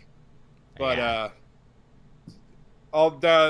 man, I might even be my favorite. I don't even know. Charles, did you ever play Twisted Metal Black? Not Black. The only experience I have with Twisted Metal is when I got my PS1. It came with like though this is a US PS1 that I got. What was it? I got this like demo CD that had a demo of Twisted Metal. Like you play like just like one or two characters. Yeah. That's my. It's a cool game. Don't get me wrong. I was totally into it. It's just that I never got around to really playing it at all. Yeah. Because I was busy playing all the RPGs on PS1, like Valkyrie Profile and Dragon Quest VII and all this other shit. So. I briefly would like to mention that Twisted Metal Head On the PSP is actually pretty good. I believe that. Yeah. But, so we highlighted the hack and slashers, Twisted Metal Black. Can we go back to platforming? I didn't talk about Prince of Persia. Oh, by all means. No, God. That's a beautiful, well-done game, so please do. Yeah, absolutely. I love all of the Prince of Persia games, pretty much, even the kind of crappy ones. I can find things to love in them. They inspired Assassin's Creed, which is like one of my favorite games ever. And, I'm just gonna pick the Two Thrones because that's the one sitting on my shelf next to me right now to talk about. Just spur of the moment shit. But yeah, it's funny that you actually mention Prince of Persia because that was like it caught the world, or I don't even know if it caught the world by storm, but I could say something like that because I do actually remember a lot of people actually like hyping that game up because it was This was like the beginning of really cinematic games still. And yeah, Prince of Persia does that really well. I mean, a lot of people would say it's horseshit because it did inspire, like like you said, a lot of the cinematic crap and that kind of thing. And also for the fact that if you were about to die, you could just rewind time and go back to your platform. Yeah, but sometimes that's a really handy mechanic. It can be, yes, but I mean, it could also be cheap, But at the same time, for me, Prince of Persia, like, I remember playing it and it was just like, it's really hard to point out a flaw in this game because it's so fucking well made and so much fun. Yep, exactly. Like, it's so fluid. Like, you could literally, like, anybody could pick up and play it. Like, the hardcore can pick it up and, like, really master and speedrun it, and then, like, the casual could just pick it up and just sit back and relax and enjoy themselves. Honestly, some of the Prince of Persia games still play better than, like, Assassin's Creed 2. I'm not going to argue with that. I'm going to agree there, yeah. No, fantastic series. Indeed. We should talk about some of the anthology collections, too. Oh, because I know you want to do it. I know you, yeah, if anybody out there is trying to build up a PS2 collection, but you also want to play some of the classic games, but you don't want to play like inflated prices for the authentic stuff. Yeah. Or better yet, if you can't afford to keep all the arcade cabinets in your house, because who the fuck can? Midway Arcade Treasures has your back. And I'm going to tell you right now, you need this game for your PlayStation 2 because it's one of the best compilations of arcade games out there. And then you, Ethan, we were talking about the Atari and the Intellivision compilations. Yeah, dude, because like you said, retro game collecting's kind of become popular in the last couple years, if you haven't noticed, and prices have gone up. I was actually looking at an Atari 2600 down at the pawn shop the other day for $200, and I'm like, no, can't really justify a second Atari for that out much. Here. No, I know. No, dude, I've been to record shops where they sell them for like $60. So no, don't, yeah. But still, even just going off those prices, the Atari anthology will run you $2, and that'll get you pretty much every major Atari game you could ever want to play. Also, you combine that with the $3 cost of Intellivision Lives, and you have the early 80s. Yeah, exactly. You have all of the games that you would want to be collecting if you physically owned those systems. Yeah. Yeah. You also, but let's say that you yearn for the 16-bit era. Well, fear not, because the Sega Genesis collection has your back. Yeah. Is it the Sega Genesis collection? There's a couple different versions of it. The one that I Yeah. have on PS2 is called the Sonic Mega Collection Plus. Yes. Sonic's Ultimate Genesis Collection is on 360. That's another really good option. Sega's actually been doing this basically since they discontinued the Dreamcast. They'll put a bunch of their old games on one disc and hand it to you. That was the big news thing that I remember after Sega decided that they were going to become a third-party publisher, was that they were going to start bringing their franchises over to the PS2. And you know where they started with that? Before you get too into it, they did like this Legends Classic series or whatever it was called back then for PS2 that like revived games like Golden Axe and I think that's Phantasy Star, and that was only in Japan though. They only did that over here. Okay. And then they didn't release these outside. I can't remember what the name of the series was called. But let me see. I'll look it up right now. Well, while you're looking it up, the one I have, this Sonic Mega Collection, comes with all of the Genesis Sonic games, including Robotnik's Mean Bean Machine and Spinball and Blast and even the bad ones. And here's what it's called: Sega Ages. I have heard of that. Yes. It was also on the Saturn too. Like way back. But I'm sure the Sega Ages were standalone copies of the classic games. Of everything, yeah. Because that was another game that I want to highlight, going back to the 2D fighters for a brief moment, that was made by Sega and released, was the Fist of the North Star 2D fighting game, which I've been trying to look for, and I want it so bad, but it was never released out here in America. But I want it for PS2, and I remember looking on eBay, and I was like, holy shit, somebody has it for $10, and I'm like, wait a minute, this does not look like the same game. And it turns out that it was actually a re-release of the Fist of the North Star 16-bit game on the PS2 because of the Sega Ages thing. So that's how I knew about the Sega Ages thing. Yeah. So here are some of the games that came out. I only had 2 of the games in the Sega Ages line. So there was Phantasy Star Generation 1, which was basically Phantasy Star 1. There's Monaco GP, Fantasy Zone, Space Harrier, which is one of the... Welcome to the Fantasy Zone.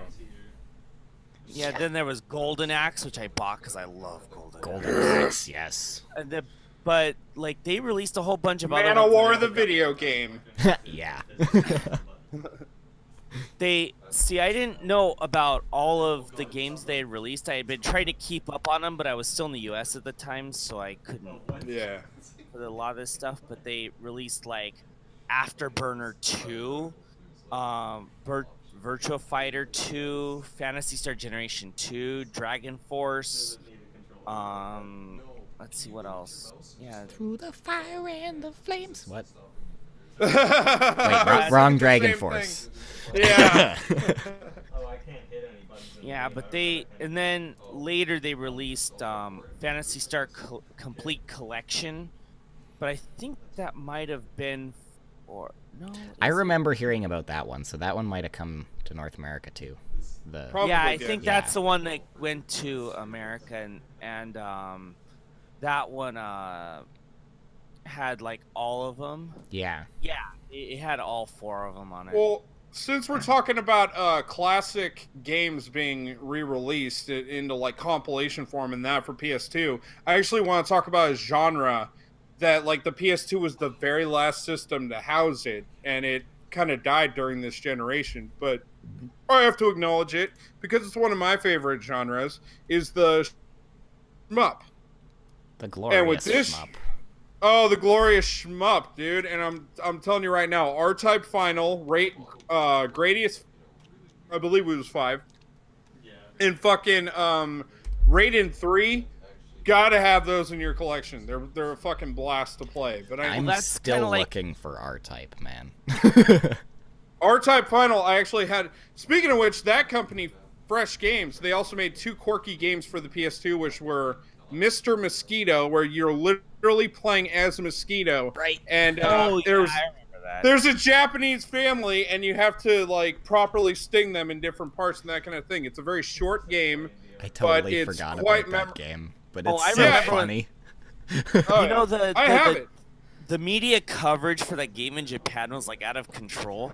Like, Seriously? I mean, oh yeah, like I remember specifically that they had a headline on Yahoo Japan back then about that game Wow. because it was so different. It was like Yeah. fly around as a fucking mosquito biting people. They ended up having to bring it over to America because it's so fucking quirky. And I don't know if it sold very well here. I know we didn't get this. I guess it didn't because we never got the sequel here. And it was just until I recently went over a couple of years ago, went over to Tokyo, and it managed to buy the sequel for like 11 or I don't remember how much it was. But yeah, there was a sequel release where they go on vacation.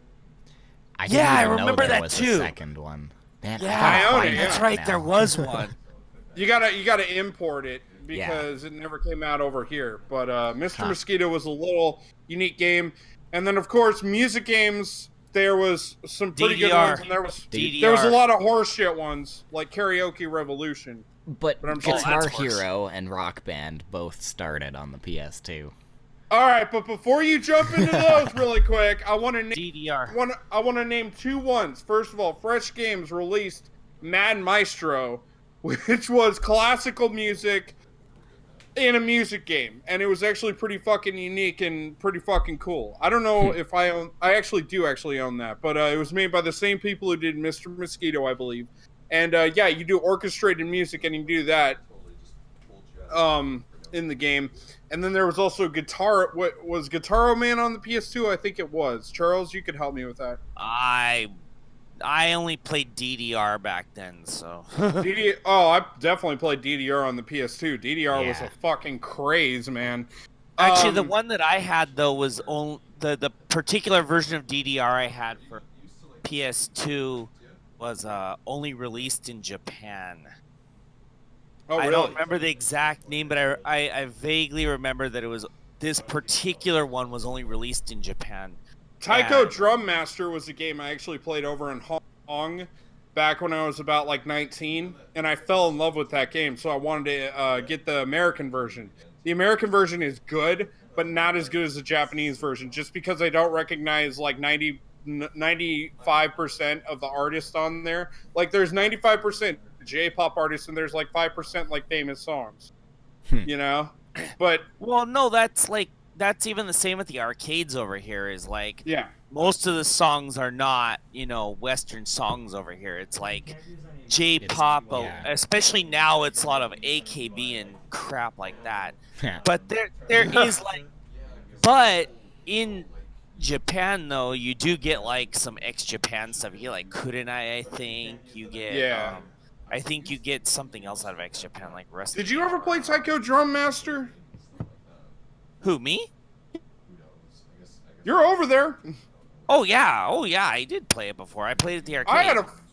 I had a fucking blast with that game in the arcades, but when like you get the PS2 box set, which I still have, it's like the small plastic like drum thing with like the plastic sticks and that, and then Yeah. like you go to an arcade in like Japan or like China, it's like the big heavy wooden sticks, and the drum actually feels like a giant taiko drum in that.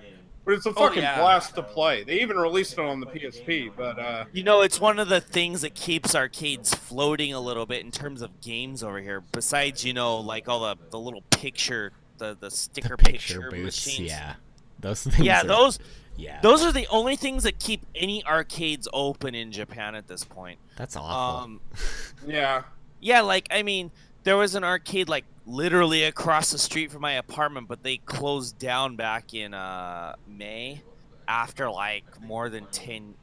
Was Dude, it more the than 10? closest thing I have to an arcade in this town is there's a House of the Dead 2 machine at the movie theater. That's And still that's it. badass though. I know, Well, it's, House of the Dead it's 2 the is one cool, machine they could actually get people to put quarters into still. Let's jump back into the PS2. We're gonna save the arcade topic for episode. Yeah, that's another day. Can we But, talk about some multi-platforms now? First, really quick, I want to shout out one more music game, Parappa the Okay. Rapper. Oh, because... well, yeah. Oh, yeah. Oh wait, I Parappa didn't the talk Rapper about is Guitar Parappa Hero. was originally on PS1. It All was. right. No, Okay, but so the Guitar sequel- Hero, though. Yes, go ahead. I think I pretty played much more- everyone's played at least a version of Guitar Hero at this point. Yes. I haven't. Really? Well, you're Well, you missing have But out. I something- play guitar, so Yeah, you play real yeah, guitar. exactly. yeah. Wait, that'd make Guitar Hero apparently easier for you, so I've heard. No, actually, I heard that like You the have people not who are seen like, that South Park episode. Nah, I don't Well, watch it's- that much It's of actually South Park. true. It's actually Oh. true that it doesn't help, and that like people who are like amazing at Guitar Hero can't play guitar for shit. No, I know, because Yeah. it's a totally different kind of finger dexterity, but you should have more finger dexterity than me. Yeah. Oh, probably. But I've been playing video games since I'm 3 years old. So. Yeah. Anyway, Guitar Hero 3 is the legendary one, but Guitar Hero Aerosmith is the one that I played more of on the PS2. Guitar Hero 2 Master Race. Guitar Hero 1 and 2 have too many cover songs in them, though. So you can't even argue that. It's all covers. It's not the actual No, I'm recorded. just not going to argue that. Go ahead and let her have her moment in the sun so we can segue into multiplayer. Go ahead. I don't know.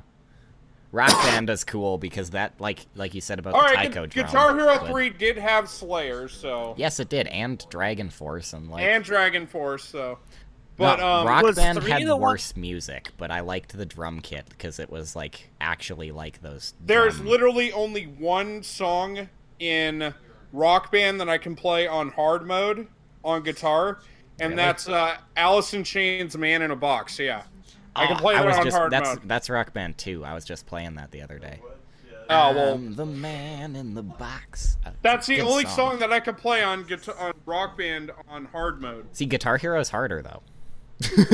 Yes, it is. That's true. Yeah, Yeah. it is. No, I can't beat Guitar Hero 3 on hard, but that's what I play Rock Band on, is pretty much exclusively hard. So now we're gonna, with that in mind, with Guitar Hero, because it was a multi-platform thing, not at the beginning, but later on. So with multi-platform games, I'm gonna name my all-time favorite first-person shooter. Caused a little bit of controversy with you, Ethan.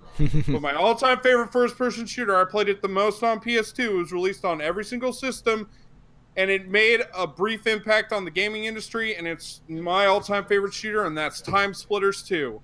What a fucking game! Dude, fucking love that game. Time Hours Splitters of my life is consumed. fantastic, yeah. Time Splitters 2 consumed so many fucking hours of my adolescence. It's fucking insane. So many great modes, so many great different characters to play as.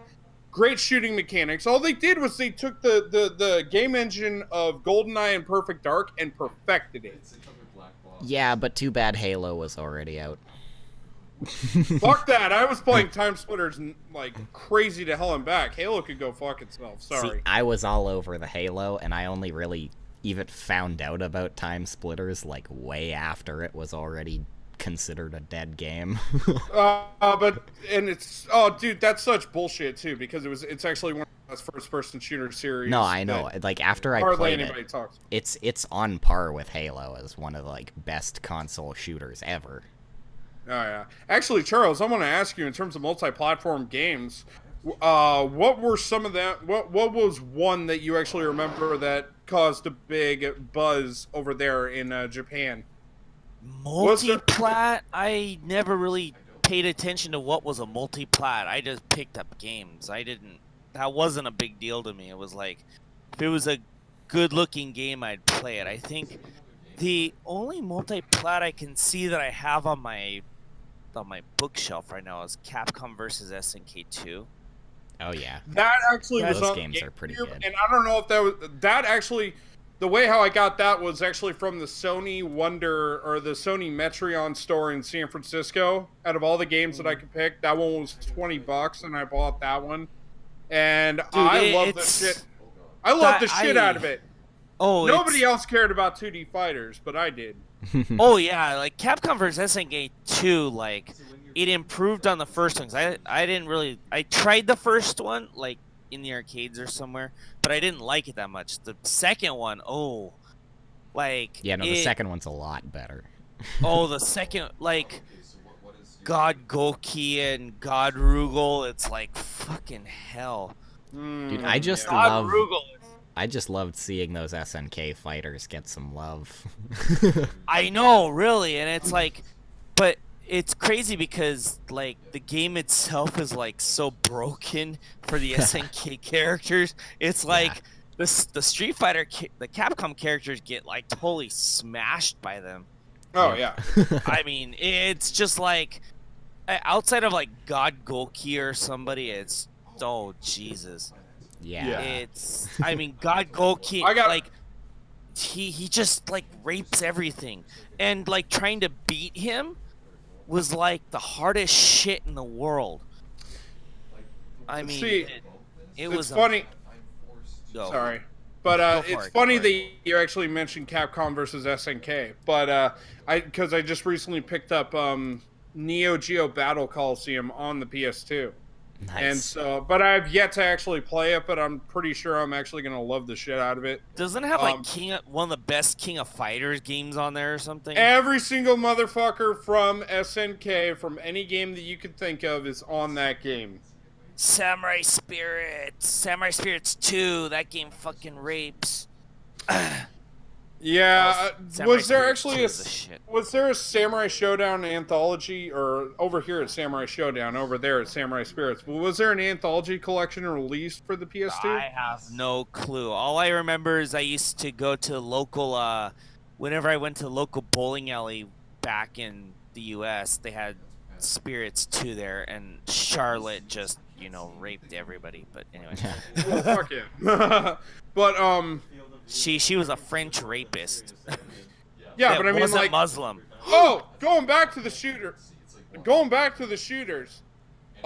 because I know with SNK we think of Metal Slug, and Metal Slug continues PS2 fucking amazing. But I actually want to name a shooter that hardly anybody ever fucking gives praise to, that I actually quite enjoyed, was Contra Shattered Soldier. Yeah. Contra made a comeback on the PS2, and I totally forgot about that. everybody seems to fucking hate Shattered Soldier, and I'm like, dude, it's like No, that game is all right. It's actually pretty good.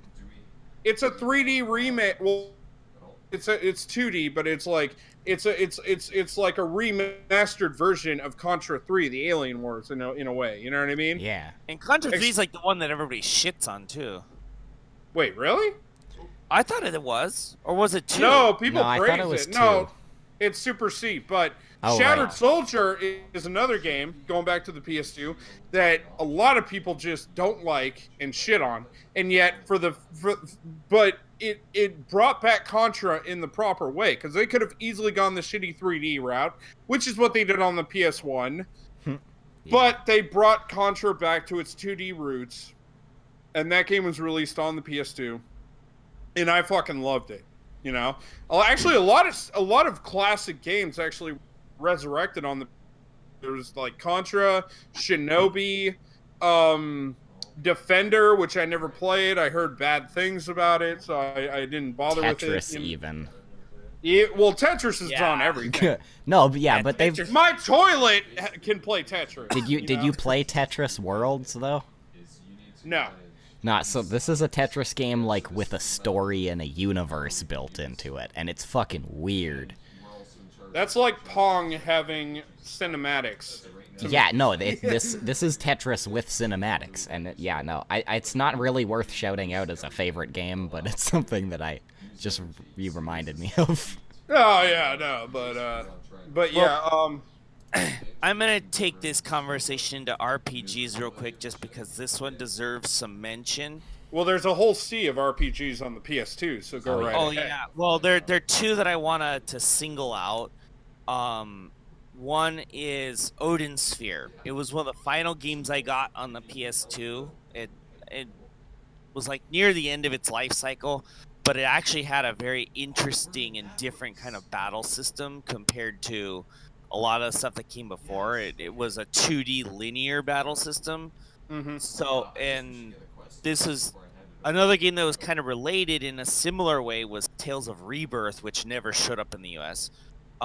Which Tales of Rebirth came right after Tales of Symphonia. And because Tales of Symphonia is originally a GameCube game, and I had the GameCube one, and I I beat the GameCube one. Yeah. And One of my friends has it. Yeah, I never touched the PS2 version of Tales of Symphonia because fuck that game. But Tales of Rebirth had a linear battle system that had 3 rows in it, so you could jump between rows, but it was all linear. It was before they went into that 3D shit with like Tales of Legendia and all that other shit. And actually, yeah, Rebirth. Oh yeah, Rebirth was before Symphonia. That's right. Rebirth was after Destiny 2, but before Symphonia. It was the last of the 2D Tales games. Because after that, they went to Symphonia and turned the battle system into a 3D battle system. Yeah. Yeah. But Rebirth had this unusual system of like having 3 battle rows, and you could kind of jump between them to dodge attacks and shit like that. Mm-hmm. Or you could like try to pinch or attack an enemy. It was really cool. The battle system was really innovative for a 2D active battle system that the Tales series is known for. Yeah. The story was good up till the halfway point, and then just fucking shat itself in the second half because it just regurgitated itself. That's my only knock against Rebirth. That the story in the first half of the game is really cool, and then the second half of the game is just like you're regurgitating the same fucking shit we went through the first half of the game. Yeah. But the theme of Rebirth was racism, actually, which is actually very unusual coming from a country like Japan. But the writer of some the may game, argue, but yeah. yeah. Well, no, it's not that Japan is racist or anything, and we'll do that topic another time. Actually, I have a video on racism in Japan on my channel, so you might as well go watch that. Shameless plug. Shameless You can go plug. right down in the description and check out his channel right down here. Yeah, exactly. Go check it out because I did a thing about racism in Japan and don't. It basically debunks a bunch of shit that people were talking about. Other, vlogger fuckers. But anyway, Tales of Rebirth dealt with that topic in a very interesting way, and because one of your characters is actually a cat person, so that it kind of leaks into all that stuff. So it's actually quite an interesting story that fucking sucks the second half of the game, and that game is not short. So I want to talk about another platformer quick, another multi-plat here too, because Pitfall is one of those games that everyone's heard of. Good old Atari. But a lot of people. Really been a bad No, the Pitfall second Master one Race. is the best. I own the original one, but the second one's the best. The NES game is terrible. Yeah, That's no, about the only Sega terrible. Genesis We know one that. is all right if you've played the Mayan Adventure. But I want to talk I own about it. the one that's on the PlayStation 2, the original Xbox, the GameCube, and the Wii. But we don't talk about that version. No. Pitfall number 5, The Lost Expedition. Now, this is another really fantastic 3D platformer that the PS2 did such a good job at keeping alive.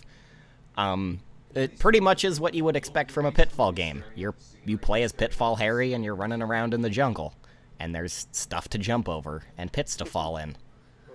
But honestly, it's an absolutely fantastic 3D platformer if that's your style of game. And it's got a super cool control scheme where one of your analog sticks is actually your arm. So you shit. yeah, so you have like a slingshot, but to fire your slings, you have to like rotate your arm and like flick the stick to let go of your slingshot. Oh, that's cool. That's interesting. That actually reminds me of a segueing into this, a PS2 game called Robot Alchemic Drive. Yes. RAD for short, where it's a giant robot game, and a lot of people, it's like universally known as shitty because it has some of the worst voice acting in the history of video game. Yeah. But it's really cool how it works. Some may say poorly executed, but it's like a giant robot game where you use like the shoulder buttons. One moves one leg, and then the other one moves another leg. And then you have the 2 analog sticks as the arms. Yeah. and you can like, swing him to swing your arm or like move him in a certain way to like punch or something. And it's like it's such a really innovative way to control. The only problem is that you're a kid who's controlling this giant robot, and you don't get inside the giant robot to control him. You control him based on a remote control, so you have to like switch between controlling your robot and controlling the kid, and you know you got to move the kid away from like where there's going to be a lot of damage from like buildings and that kind of thing, because if like the robots are right near the kid and you're in the middle of a battle and you know your robot gets whacked over and lands on the kid, guess what? You're fucked. You know, maybe that's why they consider it a bad game, but like that intuitive control scheme that you're talking about, Pitfall, like it striked my mind that Rad came into my mind, you know? Yeah, no, that's one of the reasons the game really caught me is because of this weird system. Because like you can refill your health with a water flask. You can like collect water and use it to heal yourself, and you have to actually use your stick to flick up to lift the water bottle to drink from it and stuff. Damn, I gotta pick that game whenever up. Yeah, dude, it's actually super cheap on, and like I said, it's on all the systems. And yeah, stuff like swinging on vines, you gotta do all with the stick, and pretty much everything important in the game you do with the stick. That's innovative. Like, a lot of people complained with the PS2 that you had 2 analog sticks and no one did anything with them. Yeah. This exactly. game is exactly. Yeah, no, I know, right? But like even like going back to the games I mentioned when I first got my PS2, Eternal Ring couldn't use it. It didn't even use the analog stick. You had to use the D-pad for a lot of those release games. So it was like it was a transition period. Yeah, it was that. Well, it was the transition first period. time a system had shipped with an analog stick controller. Yeah. That's true. Because the PS1 had the dog bone, and the Saturn 3D but controller it eventually had the DualShock put into it. But I mean, like that's if you bought the PS1, the like slim, smaller one. Then it came with the DualShock 1. No, but even like some of the later models that were like big square models. Nope. They have sticks, but they're not DualShock controllers. They don't have the rumble. The first game to utilize that, though, was Resident Evil 2. They made a DualShock edition. Yes. That was the first DualShock controller, but before that, they had... I actually have a couple of them sitting behind me. Motherfucker, I remember these commercials. I remember when it came fight. Come on, Canada. Come on, socialist. No, I'm kidding. I love you, man. But, yeah, I mean, like with Rad and the dueling robots and that kind of thing, it's just a shame that wasn't able to be played online. And speaking of which, the network adapter.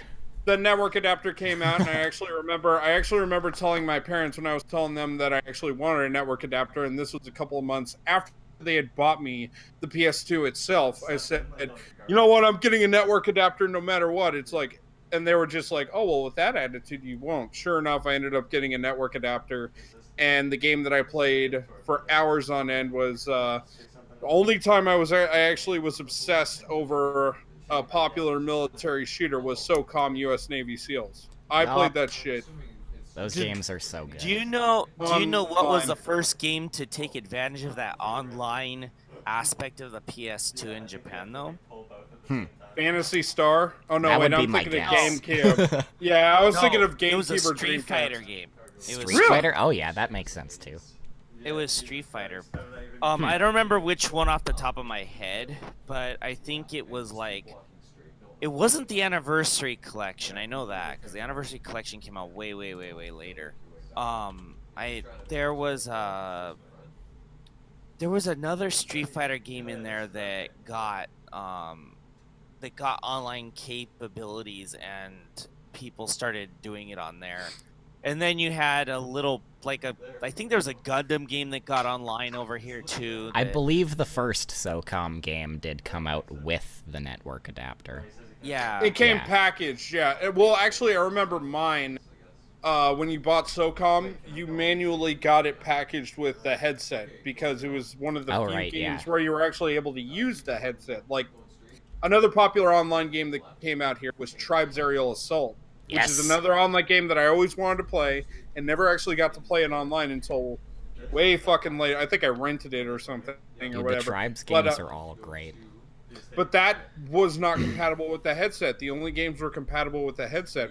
Actually, I don't know if Tribes was compatible with the headset now that I think back on it. But SOCOM, it was required to have the headset.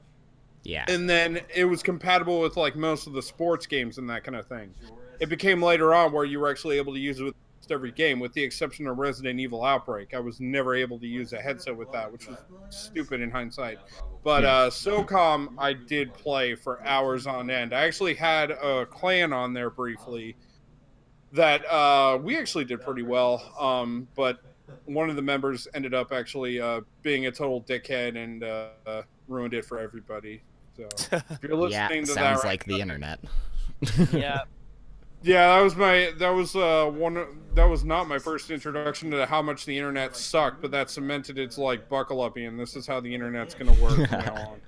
So, but yeah, no, I learned that playing Counter-Strike Yeah. back in the day, like shooter. way like Like- PC Master Race, you know. Like classic OG. Counter-Strike. Yeah, OG Counter-Strike. Oh my god, the people on there were fucking stupid. but it's safe to say that the PS2 was definitely not the first system to utilize online, not by a long shot. Nope. But I would actually say that it was the It first was the one first to bring it it was- to the public, like mass. It was in It was the mass, one, yeah. It was the one that kickstarted like the mandatory online, craze. That like at this point, it's like if your game's not online, then it's like outcasted completely. Sadly. Yeah. But And that's why that the started with the PS2s. PS2. Yeah. But the PS2, like the original PS2s had Ethernet adapters on there. But Yeah. there was no games that could take advantage of it when the system was released. It was like everything was single player back then, and they didn't. Mhm. And then when they decided, okay, we see this Or split online screen. thing. Yeah, and then I they think saw it was this, when oh, Xbox Live really started to take off in 2004, 2005 that Sony And when you got your really was Xbox like, Live kit, that came with a headset, ironically. Yeah, so. it did, yeah. But that was when Sony was like, okay, we gotta devote some attention to this. And then like SOCOM Yeah, 2 like- and 3 came out and like the really popular PS2 online games started to come out around then. Yeah, it's like they did all this extra shit looking forward to what might be coming in the future, and then they didn't even take advantage of it until 4 or 5 The years later. competition, the competition started to bring their online stuff to the forefront. Yeah. Which yeah, exactly. Microsoft was really the only one to unleash that. Nintendo was just like, "Oh, Sega, go ahead and do whatever you want to do." you Yeah. know? Yeah, no, like that. The original Xbox has the network thing built right into it, which is kind of a perk it had over the PS2. But Though yeah, they didn't utilize it at launch, no, but same with the PS2. You could have bought it with the built-in network adapter right away, but they didn't really do anything with it until they sold them separately. yeah. Yeah. Anyway, I think we've hit time. So before we do our closing thoughts, I'm just gonna read off the list of games in a really fast order. Honorable mentions. Well, I did mention some of these games in great detail, but there's a bunch of other ones that I was unable to, so I'm just going to read them off really quick.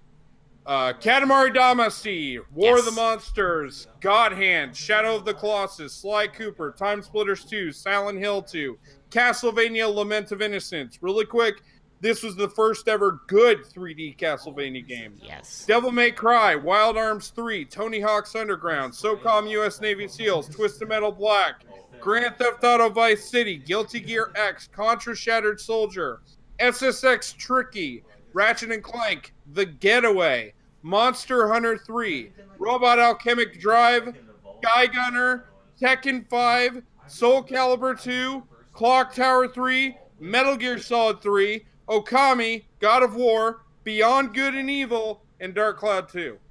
Can I add Ratchet and Clank and Jak and Daxter? Yes, There you actually, go. if you guys if you guys have lists or whatever to read off, do it right now. You know what I mean? You pretty much hit like that. That's like Honestly, all those games, if you are just buying a PS2 now for whatever fucking weird-ass reason you wouldn't own a PS2 by now for, those are the Valkyrie games. Profile Samaria. Yeah. What?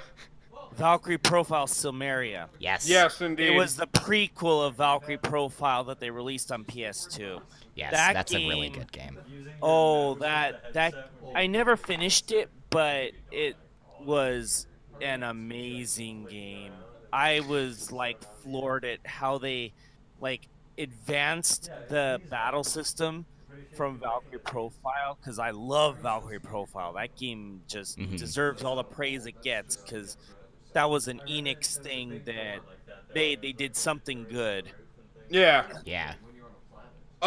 So with that being said, with the list that I've read off, so guys, I gotta ask you if you could just sum up the legacy with the PS2, all the great games that you played, the memories that you had with this system, in one sentence to give to the masses who say know about the PS2 or don't know about the PS2 and are thinking into it. What would you say? Who wants to start? I'm gonna circle back to your comment at the beginning about people thinking it's either the greatest or most overrated system of all time.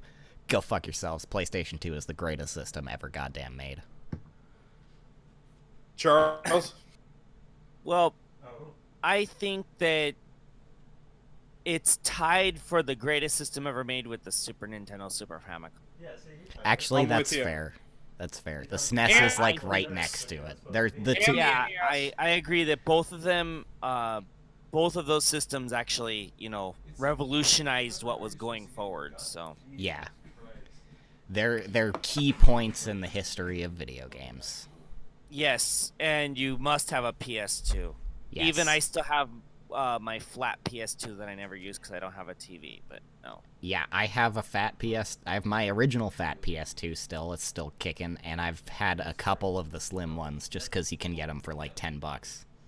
If you press the button on the pad. And with Ethan, what he said with it, for me, saying that nobody can make an argument about being the most overrated console of all time. I'm sure that from my point of view, I grew up with this motherfucking thing. There's countless more games that I can name with this system, but it feels like a family member to me. And Yeah. I've never let go from this thing ever. It was a system that started in in late elementary school years, throughout middle school, even throughout high school, even throughout my college years. I still had a PS2, I still played it, and I played some great fucking games on it. It's probably my second favorite console of all time. And I know that I'm going to be bringing up games from it for future topics all throughout. And There are PS2, I just want to say, if you're listening to this right now, which you're an inanimate object, and I'm going to sound like a dipshit, but thank you, baby, so much, and get on this dick. Yeah. I love you, PS2. There are two systems I still keep in my bedroom, and not just in my game room. That's my 360 for Netflix and my PS2 for playing actual games. Woo! Some may even argue the last great system. Actually, you want to talk about an overrated system? Like Anything after that. The But 360 is the overrated the one. shovelware system. I think we can all agree the Wii, and that's Yeah. that's our top. Anybody who ever wants us to do an episode on the Wii, it's like shovelware system. There's our episode on the Wii. So you got the Wii and the PS2 in one single episode. Woo! Yeah, but yeah, we got to close this out right now. So the PS2, we love you, and we will continue to love you, baby, all throughout the night and all throughout the years.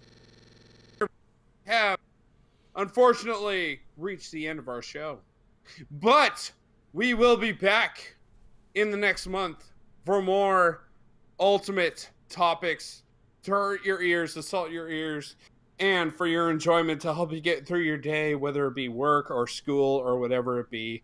So, Ironmonger, is there anything you'd like to plug before we go? I don't know. You have a YouTube channel. Is there anything else going on? Yeah, you can find me at my YouTube channel in the link down below, or probably on our channel page. Also, go to the Tumblr page because he will be posting blog posts. All three of us will. So if you wanted to hear more about what we thought about certain things, you can find us on there, where we're going to be posting additional thoughts. Charles, anything you want to plug, my friend? I will be eventually getting to my,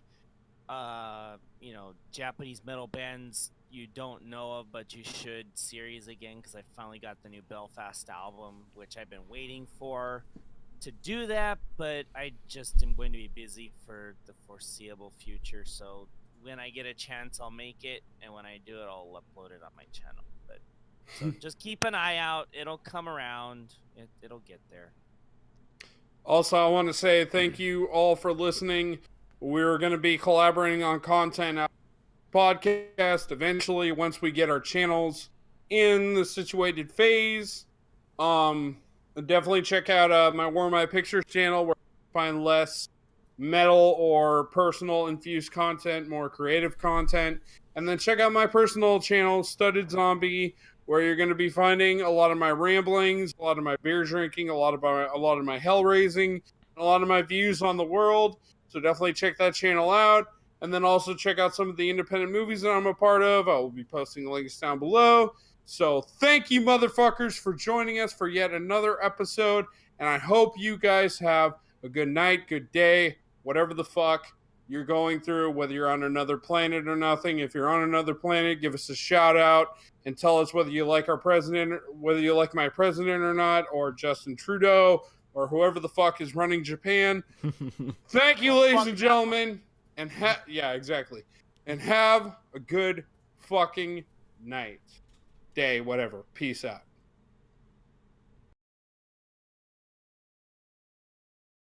Here. Just blabber for a sec again. Suck my dick. You Okay, fucking suck. that's Suck good my enough. dick.